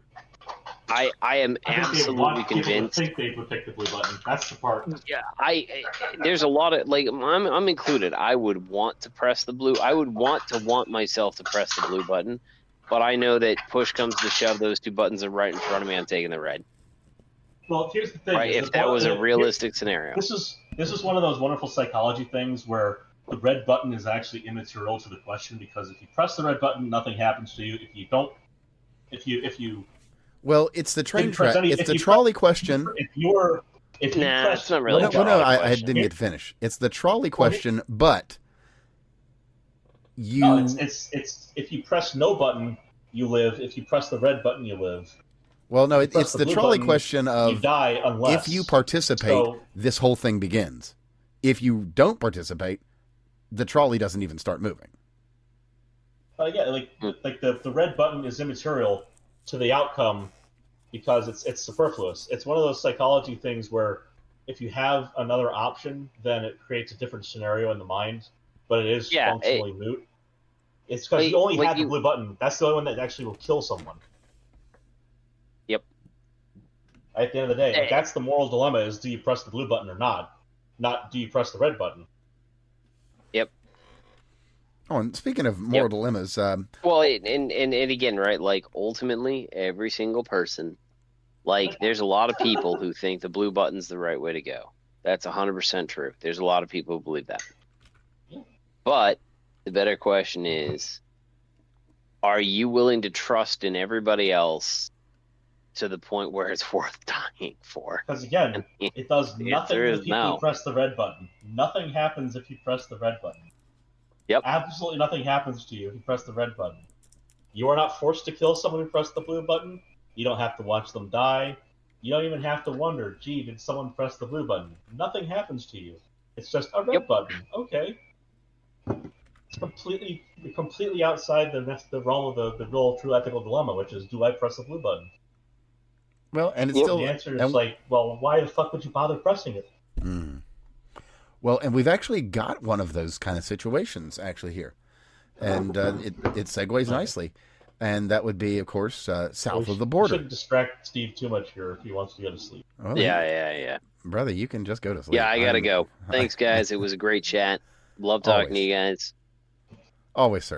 Best to really you, best to the wife, Saturdays. and best to the young child. I did like Saturdays, but fucking Sundays is rough. Sundays is rough. I want to talk to you guys, but it's 1:30. I'm going to be. Hey, no worries, man. It's already kind of late. I need anyway, drugs. So get you some rest. Talk to you later. We'll talk to you soon, man. Night. So the segue here is pretty apt, actually. It's just who has the question of the button to press, and that the answer, of course, is Scheinbaum. She's got a red button she can press, and nothing bad happens to her, and she just gets to move on with her life. But she's got a blue button she can press. She can flip the fix everything switch. She could. So the DOJ has indicted the governor of Sinaloa. You may have heard of Sinaloa. It's not just a region. There's actually a group there. You said DOJ. In which country would that be again? U.S. United States. Oh, the U.S. DOJ. All right. So we've said Sinaloa's guy is. Yeah, the governor of Sinaloa. We're gonna Maduro him. The elected leader of the Sinaloa area, not group, mind. Right, the region. The region, yes, not the organization. They are actually the Mexican States of America. Yeah, never minding that, of course, he is an employee thereof. It's actually not tertiary, but that's tertiary to the exact thing I'm saying right now. Oh, wait, no, it's not. It's directly related because he has been indicted yanking us on around. This is an emotional roller coaster. Yeah, 9 other people as well, and former Mexican official, current and former, on drug trafficking and weapon trafficking charges. And Scheinbaum has. So basically, what you're saying is they were dumb enough to participate in Fast and Furious, and we know they did. So now we're gonna get them. Yeah, I guess it took a while. It took quite a while, but I guess we're finally getting around to it. That maybe a net positive might be sought at some part here. Yeah, I mean, our dumbass participation in that whole project. Well, I guess they finally decided to do something with it. So yeah, here we are. So just a few days back, actually, 3 days back as of now, Scheinbaum was at her mañanera and was let me see here. Her rhetoric was quoting the thing here. It was focused on the evidence and the procedural standards, etc., etc. Long and short, nah, we don't want to do that. So we'll see if they do or don't want to do that because, well, Madeline, it's going to happen, and that's the whole story. That's the whole story. He's coming here, and he's going to jail, and you're going to help or you're not going to help, and that's what happens. If you don't believe me, ask Maduro. He'll tell you. It's going to happen, and I don't think that they have anti-discombobulator rays or blankets down there in Mexico. They might have 1 or 2 over in Iran, but they definitely ain't got them down in Mexico. So you better be getting ready to get discombobulated. That's all I'm saying. God, it's so funny. What a ridiculous term. But yeah, that really is where we are. So it's a sniglet, and I don't know if people know what those are anymore, but made up words from back in the day. But there was a fantastic one, discombobulated. Indeed. Which when I heard the discombobulator, I'm just like, someone took that sniglet just a little too far. Oh man. Truly something. It's the state of not knowing the name of the songs, but tip of the tongue in yourself. Yeah. If only you could remember the name of that song. You must be discombobulated. Something like that. Speaking of folks that are discombobulated, we got a crazy video out of Ukraine. There are kind of a lot of them coming out lately of the recruiters. Yeah. Not the best choice of words. The state dogs with the guns. Recruiters. So yeah, one of the worst we've seen in a while is in this case, they actually opened fire on some parents that were trying to save their kid from getting wrapped up in all this. Mm-hmm. That's the whole story. Nobody got hurt. Yet nobody got hurt on the scene. The kid's probably going to get killed out in the field, but oh well. I mean, what does Zelensky care? As long as the coke flows and the money keeps coming, he doesn't have to give a fuck. He's acting very much. It's very ironic because he's acting very much like he's the head of the Red Army. You see, if you turned back to try to retreat when you were a Soviet soldier approaching the Nazis, the soldiers behind you were ordered to fire upon you, and you'd just be shot right there and then, and they would blame it on the Nazis. What a world. Oh, you were a casualty of war. Strange that it was one of the caliber from behind you, not the one in front of you, huh? Well, these things happen. They just happen. And you know what else will just happen? You might find yourself in a mini $1 billion hole, and you would think to yourself, well, what do I do here? I've got tens of billions of dollars of debt and unfinanced problems and programs that are just not going to work. Obviously, if I wasn't clear, I'm talking about California. And okay. Well, I mean, where else are you? Well, okay. Well, I did say dollars, so that's relatively clear. Because if I'd have said euros, then you'd never guess. Anyway, so Southern California. Yeah, well, as a matter of fact, yes. San Diego, as a matter of fact, is where I'm going with this. So they've done an upgrade on their upgrade. Yeah, they upgraded their parking vehicles. Actually, their traffic enforcement, parking enforcement, not traffic enforcement. The meter maid. Yeah. Got it. So they got the new meter maid cards. The old ones. They a lot of them are those 3-wheel jobbies. Very efficient, lightweight. Good Pieces on gas. Of shit, but functional. Yeah, exactly. Well, they got the new ones are also very efficient, use very little gasoline, personally, and they are very good at getting the job done. As a matter of fact, so good that they not only can carry one ticketing officer, they can carry 4, being a 4-door Mustang Mach-E. Actually, for $50,000 a pop, they went ahead and bought 31 of them for their parking enforcement officers. Mm-hmm. In San Diego. How many of them are left? They only just bought them like a couple weeks ago, so they're still there. Okay, so they haven't been delivered yet. Oh no, at least one has, but we'll have to see how long it lasts. I mean, this is San Diego, not San Francisco, so it's right. No, what I'm suggesting here is not that someone's going to steal them, at least not someone unintentionally stealing them. Now, I'm suggesting ever so subtly here. Hold on. I'm suggesting ever so subtly here that somebody is going to be awarded one of these, and I would be unsurprised at that. No, hold on. During a sale to cut costs for the department, they're going to auction off one of these vehicles, probably all of them, to the unassuming impromptu crowd of employees who are also happen to work in the same department. The employees not being gotten rid of, but just the inventory that they drive around. And suddenly these company cars will become personal cars. That's a possibility. Because that happens. They'll probably give that a minute. My thoughts were that they might find that these suddenly start having unexplainable battery issues, and that the most prudent thing to do would be to get some other vehicle, something more reliable, and get these out of the fleet as quickly as possible. That's my call. Oh, that's the idea. But who knows? We'll have to just we'll wait and see, won't we? Well, of course. All right.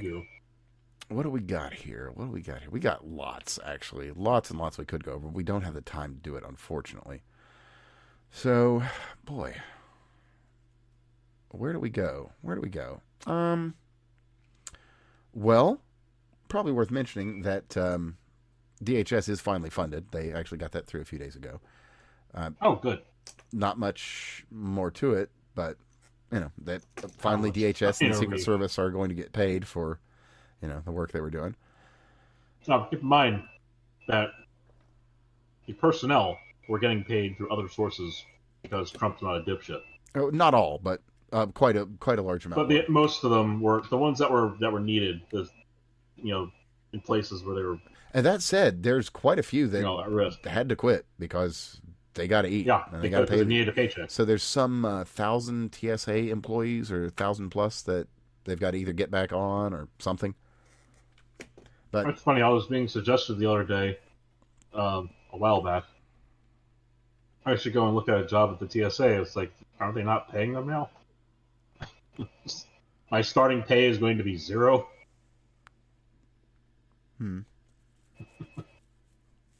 So that's a great suggestion. Let me just jump right on that train. Yeah. Oh, speaking of trains, that's fair. It's a fair segue. Oh, are you going to go down the Juggernaut route or what? No, we already talked enough about Indians, and I could do an indecent proposal joke there, but it's not even good, so I'm just going to pass. Terrible. Well, like I said, just going to pass on that one. Don't. I'm not going to fall for that proposal. Anyway, we've got some interesting happenings out of all places, Microsoft. Never would have guessed that one, but old Gabe. Every day is an interesting day on Microsoft. Old Gabe, he's been out there just being Gabe Newell, and that's all it takes. Just be Gabe and win by default. And that's what's happened. So he, if you're somehow unfamiliar, they released the Steam Deck, which used a new version of, not a new version, but a kind of a rejigged version of Linux that is very well suited to gaming and a little bit more friendly with Windows programs. Well, they got to about a 5% market share because of Steam. And that was more than enough for the red dots at Microsoft to get focused on something other than foreheads. And they've got a plan called K2. And what K2 is going to do, and this is one of the best parts, the benchmark that they want to hit with K2 is SteamOS. They want Windows 11 to be able to perform on the same machines to the same level as SteamOS. Well, Godspeed, you noble dreamers and you fantasists. You're running your fucking operating system on Rust and the REST API, as in JavaScript. Good fucking luck.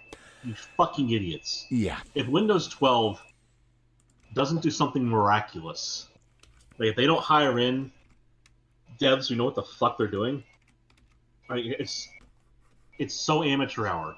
It's so painful. Like I've said to other people, I even bought the damn TPM 2.0 module when I put my system together, like fucking over 10 years ago now. I bought that module so I could do VROC, virtual RAID on chip. Mm-hmm. And I needed to have a TPM 2.0 module to do it. I have the TPM 2.0 module, which is the cited reason I'm not allowed to upgrade my hardware, upgrade my software. So Microsoft decided your computer is too old. You're not even allowed to have Windows 11, which you thank fucking God. Otherwise, they would have forced it on me. Like, I even got an extra update after they said they're no longer doing updates. Like, apparently they're still decided, and that's not a good thing. I'm actually quite pissed because it just, you wake up and your computer is like, you had updates. It's like, yeah, that's great. Now let's go ahead and find out all the things you closed that I needed to stay open and running. Mm-hmm. What a world. If you can fucking reopen Chrome, you should be able to open up other stuff again. And, speaking of opening, if you're on right now as you're listening on a Windows 11 device, I would encourage you to hit your start button and count. When you're done counting, keep that number in your head. Then I would encourage you to open Steam and click start on a game and count how long it takes for that little icon to turn green. Just going to say that I think one of them is going to happen faster than the other. Because unfortunately, your fucking start button and your fucking Files Explorer take numerous milliseconds. 94, right? Intrinsic features. We used to have real operating systems, yes. Mm-hmm. And Windows 10 is still, like, as much of a behemoth as it is, it's still rather svelte in comparison. It's kind of nuts. Yep. It is. It's absolutely wild. As much as Microsoft has tried to fuck with me by forcing updates, the one thing it hasn't done is decide, you know what? I'm going to not recognize any of your hard disks. Right?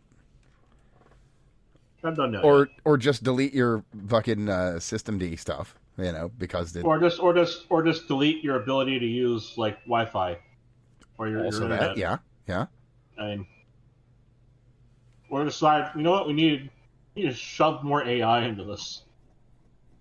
Although. Oh, that was one of the other things. They specifically want to get remove some of the AI bloat. Go figure. I don't think they need to fire that VP. Yes. Because seriously, like, everyone and their fucking mother told this guy on X when he asked. Everyone said, no more AI. Oh, and his so response was, AI in more every AI? program. And his response was, more AI? No. What part of no do you not understand, you fucking rapist? Oh, and just again, like the guy is sincerely trying to push forward on a technology, to press on the gas pedal when he has his foot halfway down. I get that part. The government grants are going to come no matter what, you dumbass. Mm-hmm. Make it something useful before you make it something painful. Because nobody just wants the pain if there's no fucking use. Yeah. If everyone has to get rid of Copilot to use an AI that actually does what you ask it to do, your AI is garbage. So basically, like if it's just getting in the way, if I'm to understand the story you're telling me now, is that what's happened is basically they've made the Internet Explorer of AI. I mean, yes. Because it's like, you get it on there, it's like, oh god, okay, I guess I'll use this to download something else. Jesus. What's the first thing you use? What's the first thing and last thing you use Internet Explorer to do? Download Chrome, right? Or download Firefox, or download Brave. Mm-hmm. Yeah, unfortunately, Firefox is a little these days. Yeah, Mozilla is garbage. They've completely gone tits up. That said, though, uBlock Origins does work still on that one, where it does not work any longer on Chrome.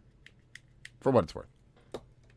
But yeah, like, so the first thing people do with AI from Microsoft is tell it to go the fuck away.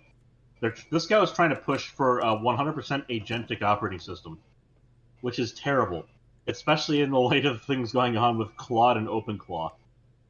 Like, these are the idea of using an LLM as the basis for your agents is already a problem. But anywho. Like, same friend, same kind of more liberal friend and I. Like, we talk about finance and AI and stuff too. I was explaining to him, like, how these things kind of work, and how, like, they don't think, they process until and then they wait until they're asked. Like, they don't. You can, like, hook them up on, like, a timer as a basis to prompt them to do something. If you can set up a task network. And you can pull in multiple agents to do more complex tasks and like hand off stuff to each other as part of a chain of events. but like fundamentally, they aren't spiking networks like humans. They are feed-forward networks, like the toys we used to play with back in the late 90s and early 2000s. Same as that kind of neural networks. Hmm. You know, they're just really big. And because he was asking me, like, you know, when they talk about tokens, what the fuck they mean? Because he's aware of crypto, which we also discuss as like part of finance. Okay. And you know, so he's like, you know, this is not the same kind of token. I was like, yeah, you're absolutely right. It's not. It's the unit of measure. It's the unit of account for input and output on these neural networks, LLMs, and you know, it's like the size of a letter or a word or a short phrase. But there's input tokens and output tokens, and we were talking about the various bits of that, and like how they scale and so on. And like, yeah, like these agents, like, they don't think like a person. You know, they are very much like task oriented. And so, like, going back to the idea of an agentic operating system, the idea, like, so the ultimate goal eventually is, think of like Hal from Space Odyssey on Haldol.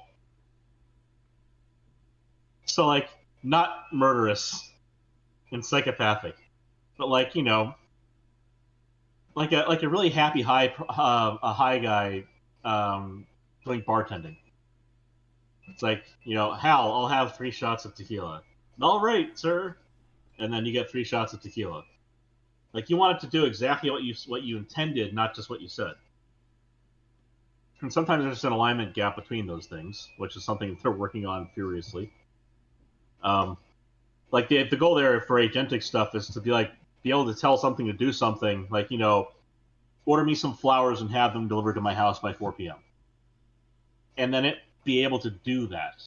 And there's some capacity to that. Like, there's already the ability to use Google to set dinner reservations for you. This is absent the whole agentic thing. This is something Google already had going before the whole spawning of LLMs took off. There was the ability already from Google to ask your Google assistant to, like, get reservations at the restaurant you want to go to at a specific time. And Google's assistant would call the fucking restaurant and set the reservation. Yeah, I remember, and then it would come back that. to That's been a few years now when that came out. That's been about a decade. And I remember, out. Well, less than a decade what was it? They were really because I remember this specifically. And then you they were bragging about the quality of the voice, about how it is so much more real. They could not tell it was not a person, except for the part where they said, "This is Google Assistant." Yeah, I remember that specifically. And then there were people who would record the phone calls, and they would share them, and then Google caught wind of them, and then they would use those as monetization for advertising. Like, they would advertise on real phone calls to restaurants to set up these appointments, so reservations. So anyway, that's already a thing.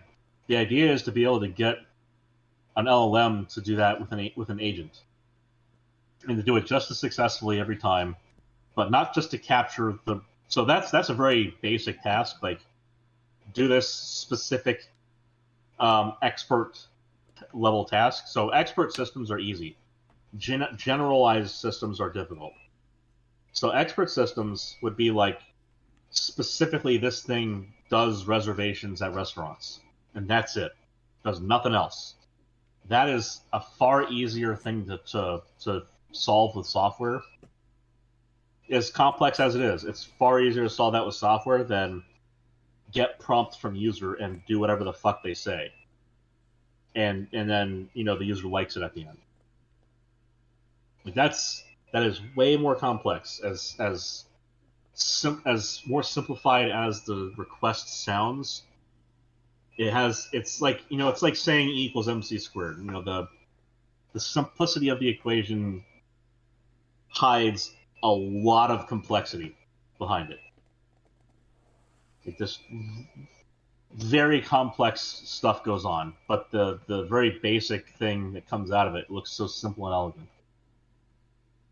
do what the user wants and respond to the user's prompt in the way that they intend for you to respond to it. Sounds very easy, very complex. So that's the goal there. Is the idea is that you have an operating system. You can say like, find that file I forgot about from last week, and not to just have an error. Instead, it actually finds the fucking file you're looking for.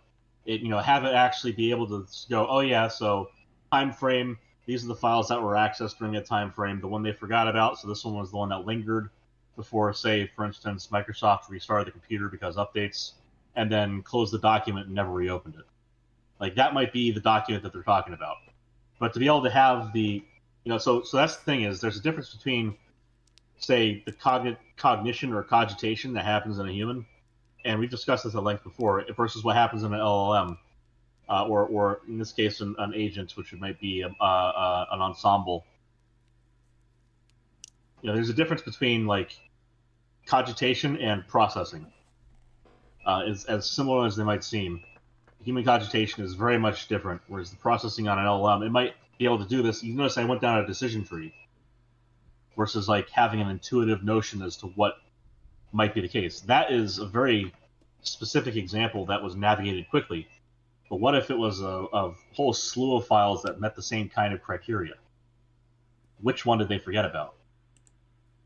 So like that's the kind of thing where like the detail that you want these kind of things to be able to go down. Like you can have your whole operating system do exactly that, where you can just type, I want this task done. Read my emails and tell me which 5 are the most important, so that I can spend my time responding to those directly and automatically reply to the rest of my emails. And it should know that you don't mean the rest of your emails, because that would be nuts. Why would you respond to all of the spam emails or all the automated emails telling you, like, your Amazon orders come in? You don't respond to those.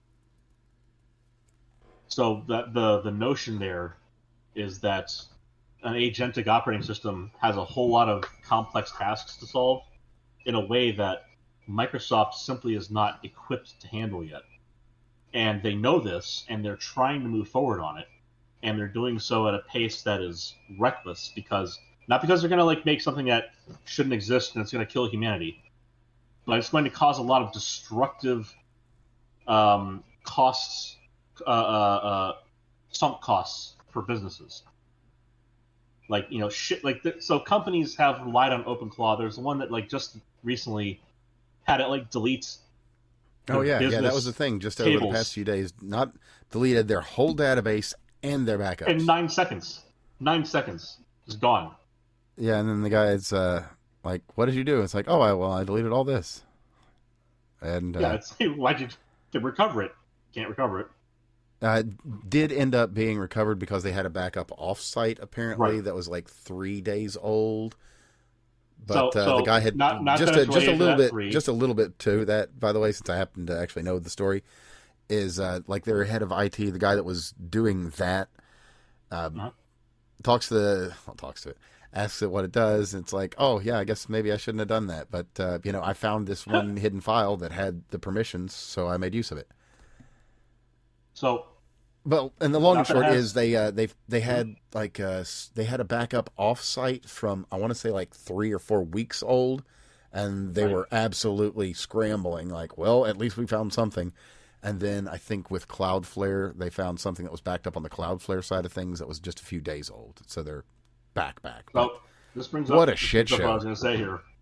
This brings up what I was going to say here. It's not that's related to that 3 days, but there's the principle of 3-2-1 when it comes to your backups. Oh yeah.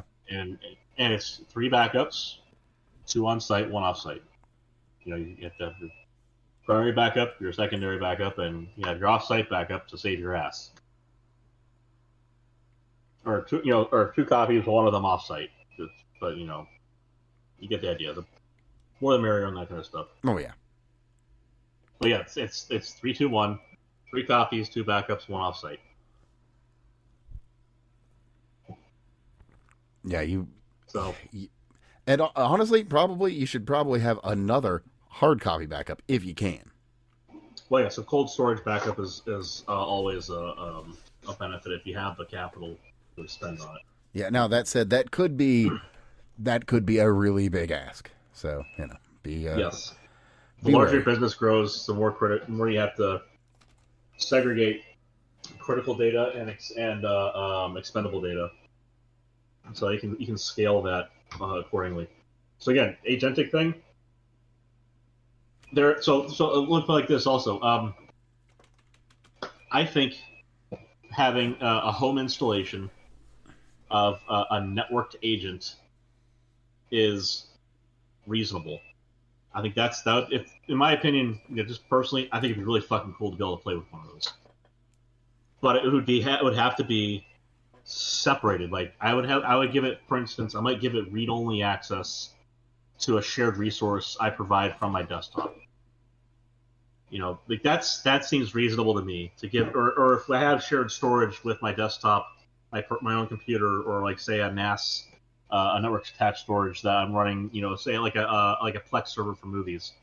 Like I want it to be possible for me to be like, pick a movie for tonight. I'm in the mood for this kind of movie. Pick a movie from my library, and then to have my home installation, have an agent go, well, he likes this, that, and the other. Here's the collection of movies. This is the one that looks most appropriate. Fine, we'll do that one. Like that seems appropriate. I don't understand who in the right fucking mind would ever want their entire operating system to be run as agentic, because the desktop environment, as we know for standard computing these days, is so fucking useful to people. And maybe that will be a computing revolution that we ended up going through. But I mean, part of it is also this notion that you will own nothing and be happy. They are leaning into personal that. Personal computing might become a luxury of the past, or a luxury item for the wealthier today, or in the near future, rather. Like it is one of those things because the personal computing as a service. Oh, they are always pushing every aspect of that fucking. So there's always in industry you'll see SaaS, so software as a service. It's like, I don't want it to be a service. I want it to be my fucking software. Stop making me pay dumbass subscription fees. Oh yeah, there's a reason I've got an old ass version of Photoshop because I own it. So I end up getting Microsoft 365, the Office 365, on one laptop because I couldn't transfer my my installation of Office 2016 or whatever. Like I needed something over there. Like it became such a pain in the ass. Like just fuck it, I'll pay the $100. I'm so close to being done with my dissertation anyway. It's like that was like, and then recently I saw like February, January it fucking renewed. And I was like, god damn it, I'll take care of that later. But they do not allow both installations to be on the same computer, which is fucking annoying. Because you can have multiple versions of Microsoft Office, like the full installation, on the same computer. Yeah, that'd be. But they won't allow you to do 365 installations. It's like I don't like that. That is a distinctly service-oriented bullshit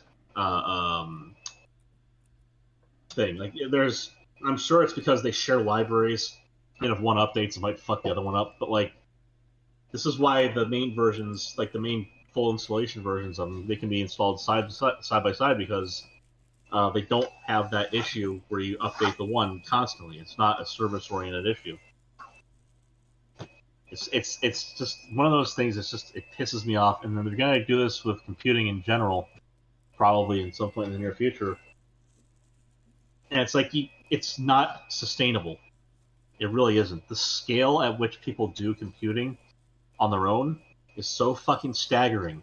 If we suddenly export that to like the round trip traffic on your computer, if we were to scale that across the country to some data center writ large, we are looking at a major infrastructural challenge on our country that is never not minding going to the be power solved by requirements private of that industry. nonsense.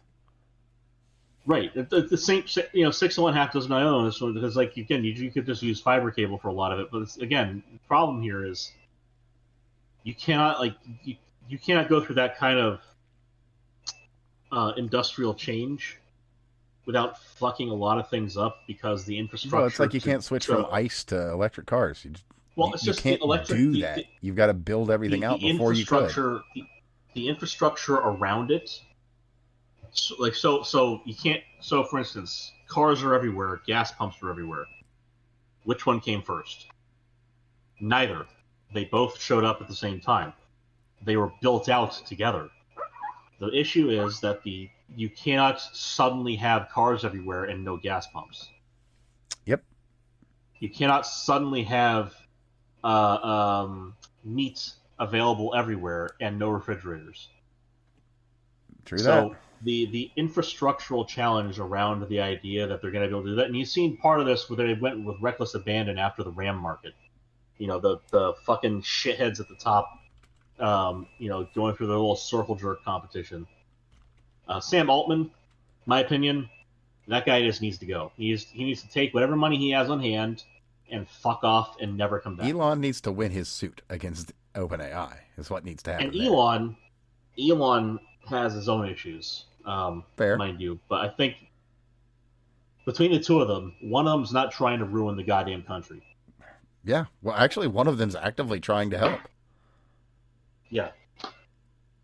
So, look, it doesn't matter if it's for vanity or whatever. The fact is, that until he's not trying to help, he's trying to help. Well, let me put it like this: I don't care why Batman is putting the Joker in Arkham Asylum.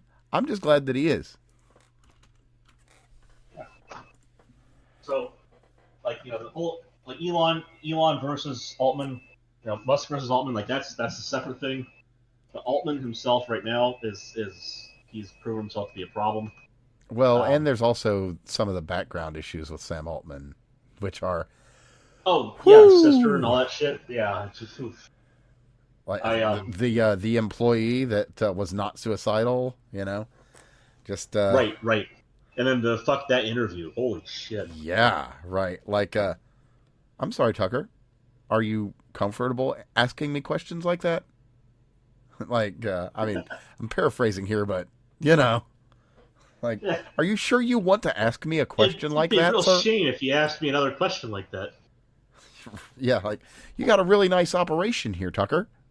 Sure would be a shame if something happened to it. Oh. Yeah, this is a nice flower shop, Tucker. Yeah. It'd be a real shame if all the flowers died. Yeah, it's like nobody knows how that might happen. You got a wonderful family, Mr. Carlson. A wonderful family. See, if you say that in Arabic, it makes more sense. Well, anyway. But no, but seriously. Well, speaking of Altman is a problem, and OpenAI, which by the way stands for Open Source Artificial Intelligence, and was founded as a charity, which quickly became a for-profit closed source company, which was contractually obligated to remain a charity. Also, Oops. Yeah. So Elon's going after him. More power to him. I hope he wins. Yeah, Elon is actually trying to do positive things. Now, his notion of going directly to Mars and having Optimus build the Mars base as we're getting our lunar shit together. Feasible, not necessarily reasonable. He's not at the speed yet. He's not on pace to meet his targets. Which, to be fair, that is Elon Musk, though. To be fair. Here's what I'm going to say, because if you're a hopeless optimist, the same way I am, and you're an engineer, the same way Elon and I are, this is actually very common among engineers to be like, yeah, I'm going to get all this shit done, and just be like, I got 80% of it done, but I can get the rest of it done. But it's a weekend, I'll do it, and then it's 2 weeks. It's a weekend task. It'll take 2 weeks. Now, depending on the type of engineer you are, you might actually be completely flummoxed and flabbergasted by every success of Elon Musk, but yes, those are called incompetent people. They are, or insane people in the case of Dr. Mason. The loss of a brilliant mind. To start off, he's not a fucking engineer. Obviously, He's a C-tier physicist. But once. Oh well. I feel bad because he was fantastic going after, these shitty atheists, atheism plus. He's fantastic going after Anita Sarkeesian. But again, this was all low hanging fruit, and I think that was the issue that people ran into, is they didn't realize when it came to more technically challenging stuff, he was going to have difficulty. I wonder. Grasping and letting go of things. We do not need the 7,000 first Well, hear me out on something. roadways Well, video. that's what I want to touch on. Is that I think that was the line. I think that's where things went sideways, because up until that point he was doing his thing, and he would put out something like that every once in a while. But he was also doing interesting science. He was doing worthwhile debunking videos. But then he got solar freaking roadways, and it was because there was videos back in the day when we were doing GGP, Nick and I. There was just one video where there was the catalyst that would pull moisture out of the air, and he just his Dr. Mason, he just fucking he somehow failed to read the abstract because he stated a claim that was in the first half and then the opposite of a claim in the latter half. And I'm just sitting there thinking, what bug was up his ass to the point where he misread an abstract and then forced that false opinion on the remainder of the methodology and results that demonstrated exactly what they said in the abstract. He just took the complete fucking opposite conclusion of what was stated and what was demonstrated. It was just baffling. And that was the line. And yeah, it's just one of those things. It was around the same time as the solar freaking roadways. That's the timeline.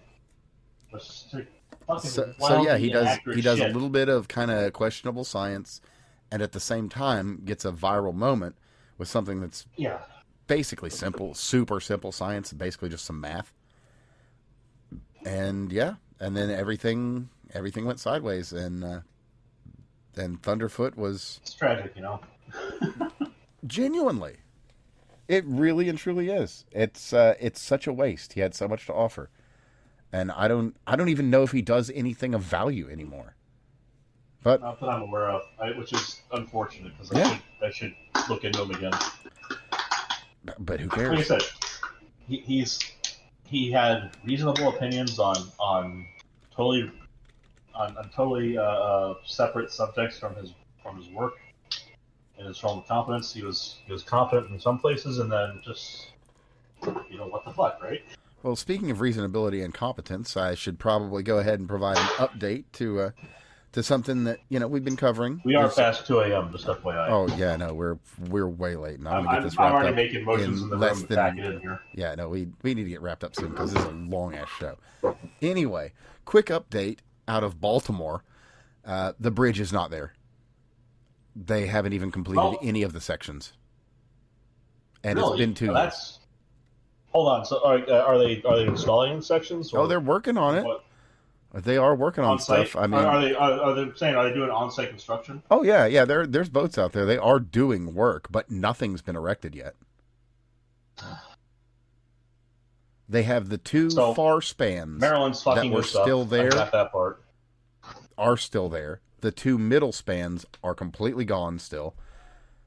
And they're and that's your update. There you go. Oh, they were able to repair the container ship, if you're curious. Woo. All right.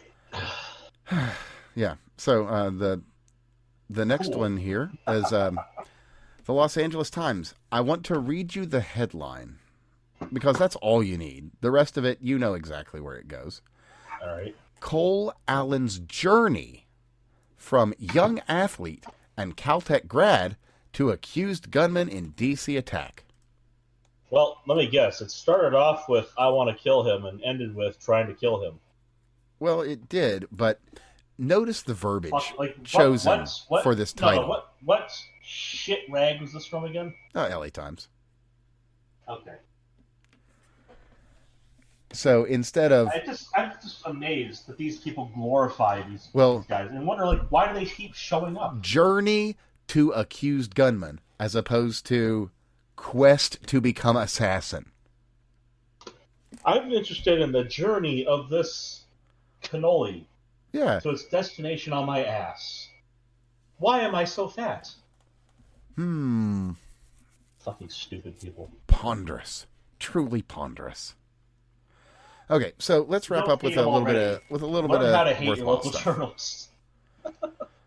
So, going back again to Fast and Furious, which we had spoken of, you're never gonna guess.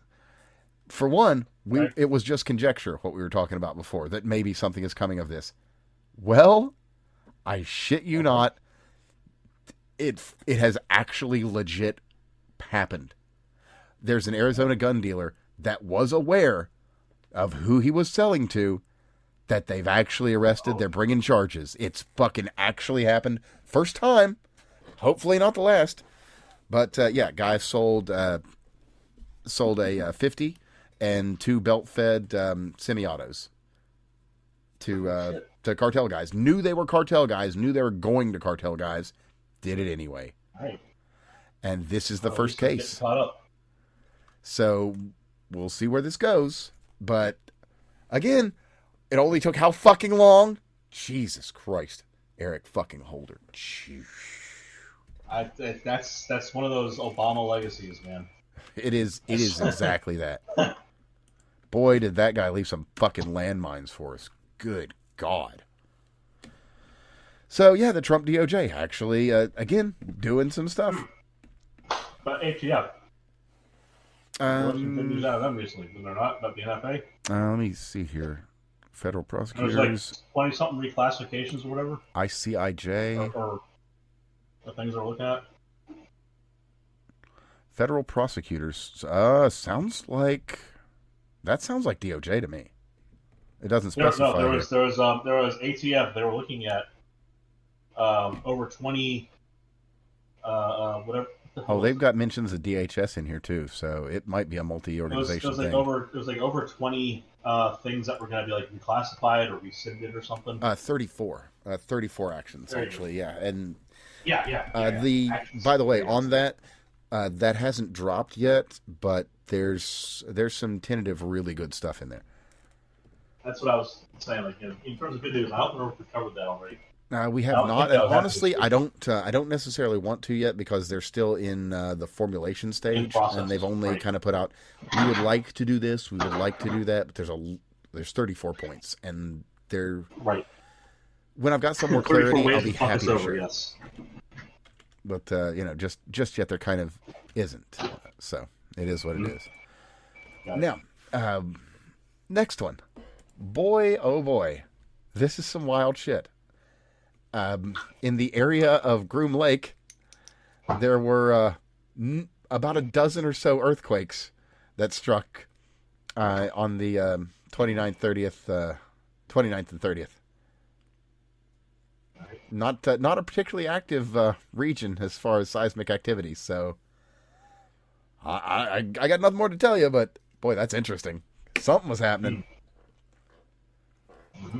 Because if somehow you're unfamiliar with Groom Lake, it's the sister site to Area 51, where it's thought that many of the more interesting projects were moved. Probably some discombobulator bombs. Could be. Maybe checking them out underground. Who's to say? Well, I mean, if something seismic was happening, the big question is, was anything radioactive happening? Because my guess is they're probably looking at non-nuclear stuff again. See no mention of it, so there's that. Well, the thing is MAD still happens no matter what happens. If Iran gets a nuke, we only have nukes as deterrent. We do not use our nukes by policy. That's the goal. But we are so allowed to use conventional explosives. Like the Moab might become the little sister. Like the mother of all bombs might become the little sister of all bombs. If they go down certain roads in terms of energetics. Here it is. Like, there are some ridiculously fun compounds out there. Let's just say like 14 nitrogens and 2 carbons. Kind of fun. If you don't know what that means, then don't worry about it. We can cover it in a different episode. But there are fun compounds out there that will do a lot of damage with a very small quantity involved. and that you can produce at the pound scale not that difficultly, without much difficulty. Point of advice: never throw francium in a pool.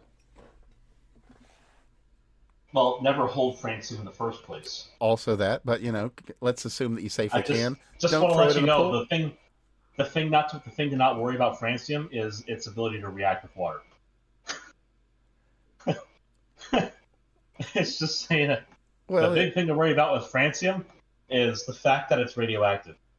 Like, also that, hey, you might find yourself in a situation. I'm just trying to be helpful. If you found yourself, so on Earth at any one time, there's about a gram of it. If you were to somehow gather all 1 gram of it in your hand, you would be dead. Like, gone. Well, there you go. So if you find yourself in if you find yourself doubling the amount of francium on the planet by holding a gram of it in your palm, it is akin to the Doc Ock scenario. You are holding the power of the sun in the palm of your hand, because that shit will go off like a hot firecracker. You will not exist. No. Well, anyway, back to some good news here, and this one I'm just going to read it because I can't really. I'll just read it to you because it's good stuff. Newly declared. Well, I'll give you some context. Yes. So there've been any number of declassified documents from the Biden era and before. So what we've got out of that is some State Department emails that revealed Soros Representative Jeffrey Goldstein was briefing Eric Ciaramella about Soros and Ukraine around the same time that Goldstein was corresponding with the Clinton campaign involving the Russia hoax to smear Trump as the Russia agent. And also in 2016, Ciaramella met with other Soros allies, Ali Chalupa, who was working with Ukraine and the Clinton campaign to, quote, do a hit on Trump. And then if you're unfamiliar somehow with this name of Ciaramella, which is possible because it disappeared entirely from the public vernacular somehow because you get banned for mentioning it. He was the whistleblower during the first Trump era. That was he the Russia whistleblower, or was? Man, I'm kind of forgetting which one it was. Well, he was a whistleblower about something that was used as one of the. He was the guy, the big guy, right? Yeah, he was the spook. That was a different guy. That was the other guy.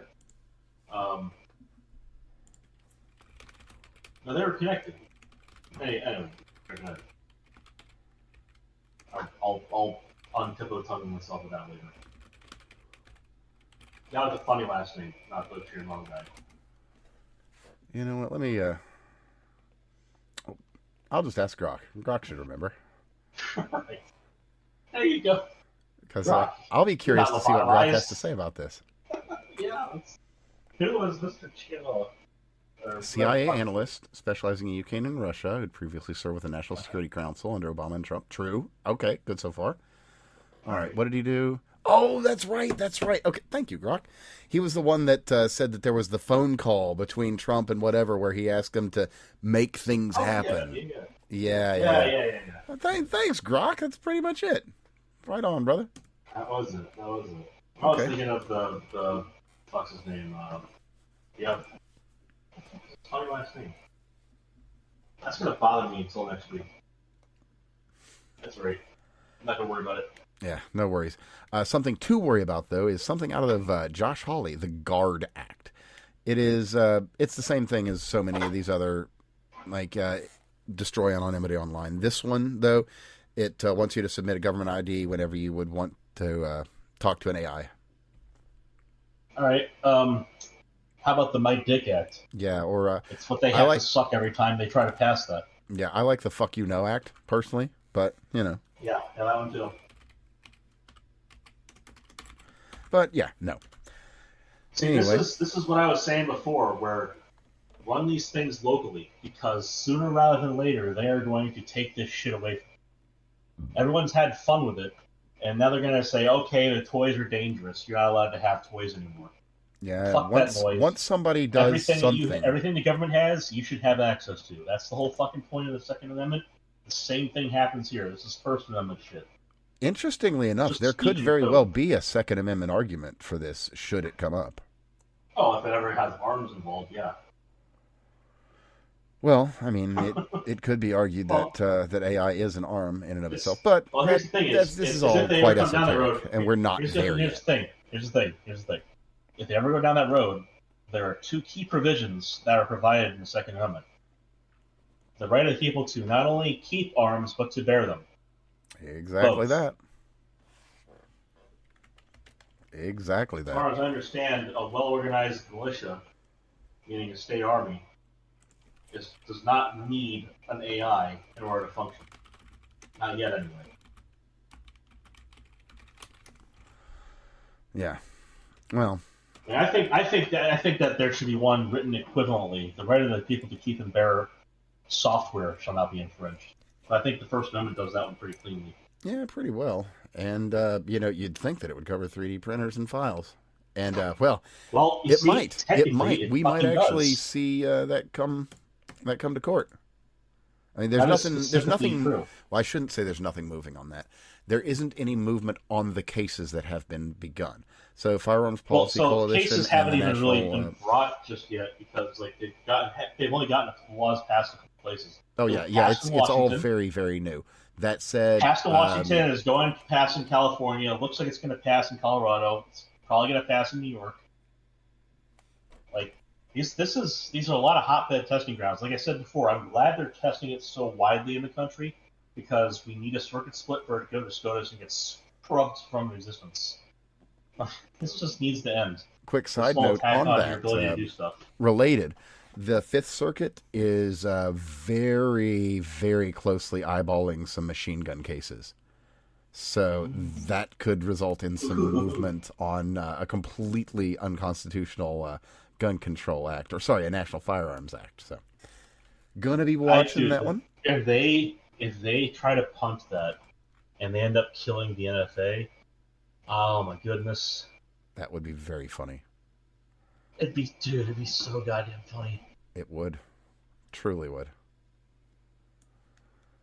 As I can see them doing it, they are that pompous. Oh, absolutely, absolutely. Oh, speaking of pompous, and the funny thing I was going to talk about, so I should do that now real quick because it's hilarious.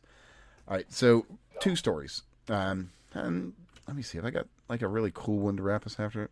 Maybe not. Doesn't matter. We'll probably wrap with this. Maybe wrap with the cool stories. So anyway, we've got out. Okay, so the ones out of New York, and New York authorities have returned 657 stolen antiquities valued at $14 million to India. Mm-hmm. I don't have a whole lot of the data on. So far, a good preamble. Good Okay, pretext, so the something fun. repatriation were mostly done under Modi. Now, I don't have a lot of data on this, unfortunately, because the reporting is really kind of sparse. Let me see. Indian government is pursuing this, also pursuing the return of the Kohinoor diamond. Well, not much information on it, but my own comments, which I think they track. I just said, and they will be sold to private collectors and removed from the public. Now they're gone forever. At least they won't be immediately destroyed. Yeah, okay, a little cynical. Fair. But, we've seen what happens once these objects are removed from public view. They never return. At best. Even if they're not destroyed. Even if they are perfectly preserved and cared for and looked after, the public doesn't have access to them anymore. Yeah, exactly that. They're somewhere, but you can't see them. Case in point, Hassan Piker asked, would you steal a book from a library? No. Well, would you steal a painting from the Louvre? Well, yeah. And what's the difference, Hassan? So you're not going to take this one thing from the public for the public good, but you're going to take beauty from the public? So I think that might be even more detestable. His interpretation there was that it's cool to steal things from the Louvre. Well, yeah. Well, the Louvre is rich, so it's cool to steal from them. His conception here of crime is that it is like the big crimes that are shown in fucking movies. His thought process on how a theft at the Louvre would go down. Well, it's the same as telling me I can't skate in downtown California. Like I said, his notion is that Ocean's 11, like as a series of movies, is like that's what he sees. That's not the documentary, but like, that's how he perceives a heist when it comes to this kind of stuff. Oh, I'm sure. He doesn't understand. Like he thinks bank robberies are cool. He doesn't understand that they were never cool. They were never actually romantic in the way that they've been romanticized in literature. Like that's entirely just been bullshit to tell a better story to get people to listen to it. It's never been like that. It's always involved some asshole who wants to shoot people up. Well, there's the one. Hold on. There is the one, but only the one, Ned Kelly. But that's it. Like that is it. Like in the entirety of bank robbers, there's just the one. But again, his conception is that it's like Ocean's 11, where there's this really complicated scheme. Yeah. They all pull it off, and nobody gets hurt. There's just some guy who sees a bunch of number go down inside a bank account. He goes, "Oh God, woe is me." And just to be clear, I could be wrong on Ned Kelly, but I think it's Ned Kelly. He's a fucking infant. He's a fucking infant, and nothing he says has any merit. Yeah. Yeah, no, that's fair. That's fair. Well, anyway, I gave you my tweet here, and then I got a reply from somebody by the name of Georgie. If you'd like to look him up. Oh, he's updated. That's neat. His bio actually says something now. Before it didn't. Now it says Indian, Malay, engineer. Well, I guess that he was ending pretty quickly. Anyway, he replied with "Gone forever equals return to temples where they originally belong." I said to him, "That's a really good joke."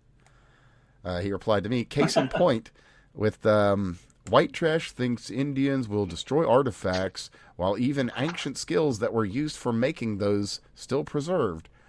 But we can't expect better from white trash, most of who can't even find their country on an unmarked world map. Ignorance plus overconfidence equals white trash."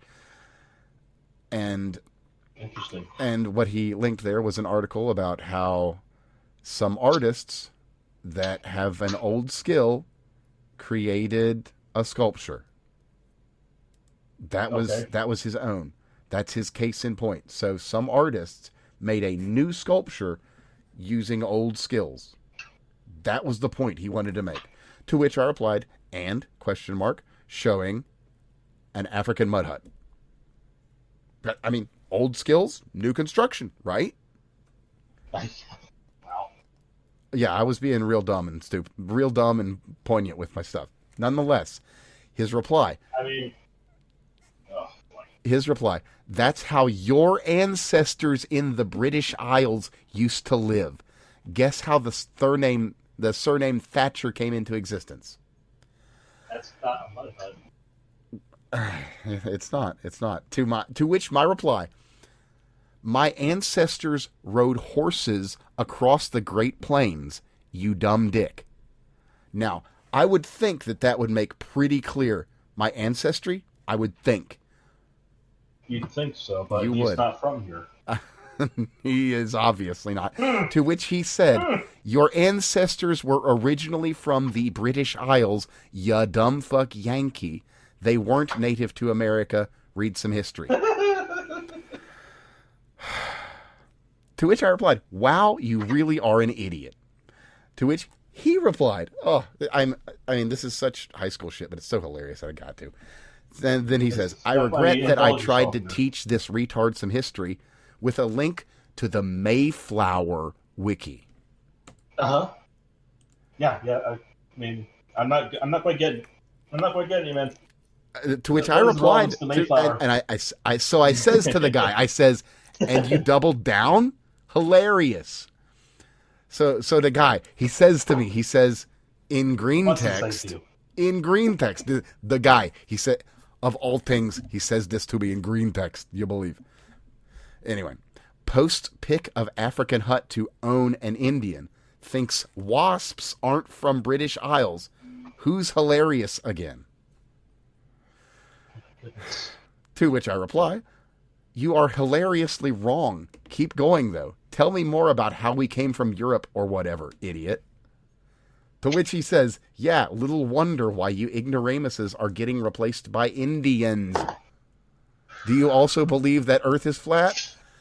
Did you say feather or dot? Because that's what I'd ask for. I was close. I was super close. So I went with, wow, you just enjoy being racist. Thanks for being honest. Just another idiot, ignorant, racist, laughing cat emoji. To which he replies again with yawn and the Mayflower article again. And of course, obviously, right. I've made the conclusion here. It's an obvious one. So I reply with, you're a Columbus fan. Am I supposed to care? Doesn't make you less of a racist. Lol. So the guy, he says to me, why should Indians, the original ones, be Columbus fans? Oh, wait, didn't he end up discovering an entire continent only because of us? Anyway, then he says, then of course I got, there's two more here. So what the fuck are you even talking about, racist? Not only are you stupid, you're blindly ignorant too. His reply to me, you're literally too stupid to insult. And of course the closer, because he may have figured it out by this point, you would have to try first, idiot. Oh man, they are not sending their best, Craig. They are not sending their best. Well, thankfully, their best apparently are staying in India. Seems like. I mean, every time that this kind of bullshit comes out, it's just like, oh my goodness, dude. It's something else, man. It's a wild swing between like crazy boasting and this like mewling bullshit. Yep. So let's close with a little bit of good news and let's roll it out quick. Out of El Salvador, 98% drop in homicides. Absolutely thriving. Man. You can go anywhere, any time of day or night and be utterly safe in El Salvador. Criminals equals crippled, man. That is the kind of beautiful shit you want to see. And you know what? You don't have to destroy them. You can just put them away. I mean, you're going to have to put them away forever, some of them. It turns out you can jail your way out of ridiculous crime. Yeah, believe it or not, there actually is a fix everything button. And you can just press it. You can just press that fix everything button. So, yeah, keep that in mind as we're going into the voting season. So, yeah, do that. Also, vote against Vivek. Do vote for Push. He seems like a pretty reasonable guy. He's had a misstep or two, but nothing like a fishback. So, yeah, he's all right. He's got my endorsement, and he genuinely seems like a pretty reasonable dude. So, look him up if you're in Ohio and it's coming up. So, with that, Greg, was there anything else you were wanting to hit tonight? I think you've got all the highlights already. Sounds good. We got pretty deep into the weeds, into things that I haven't seen anybody else doing, so that's what we do. Everybody, been a pleasure and a privilege to share all of this with you. Make sure you're sharing the show around with everybody that you can. If you made it to the end, yes, please do. Fucking rock. Absolute rock stars. Thank you kindly. And we'll see you again soon. I'm Evan at That Fake Guy Dan. That's my man Craig at CraigBob99. Our dear friend Steve, you can find him at Ratman720. And with that, well, barring something crazy, I'll see you again real soon.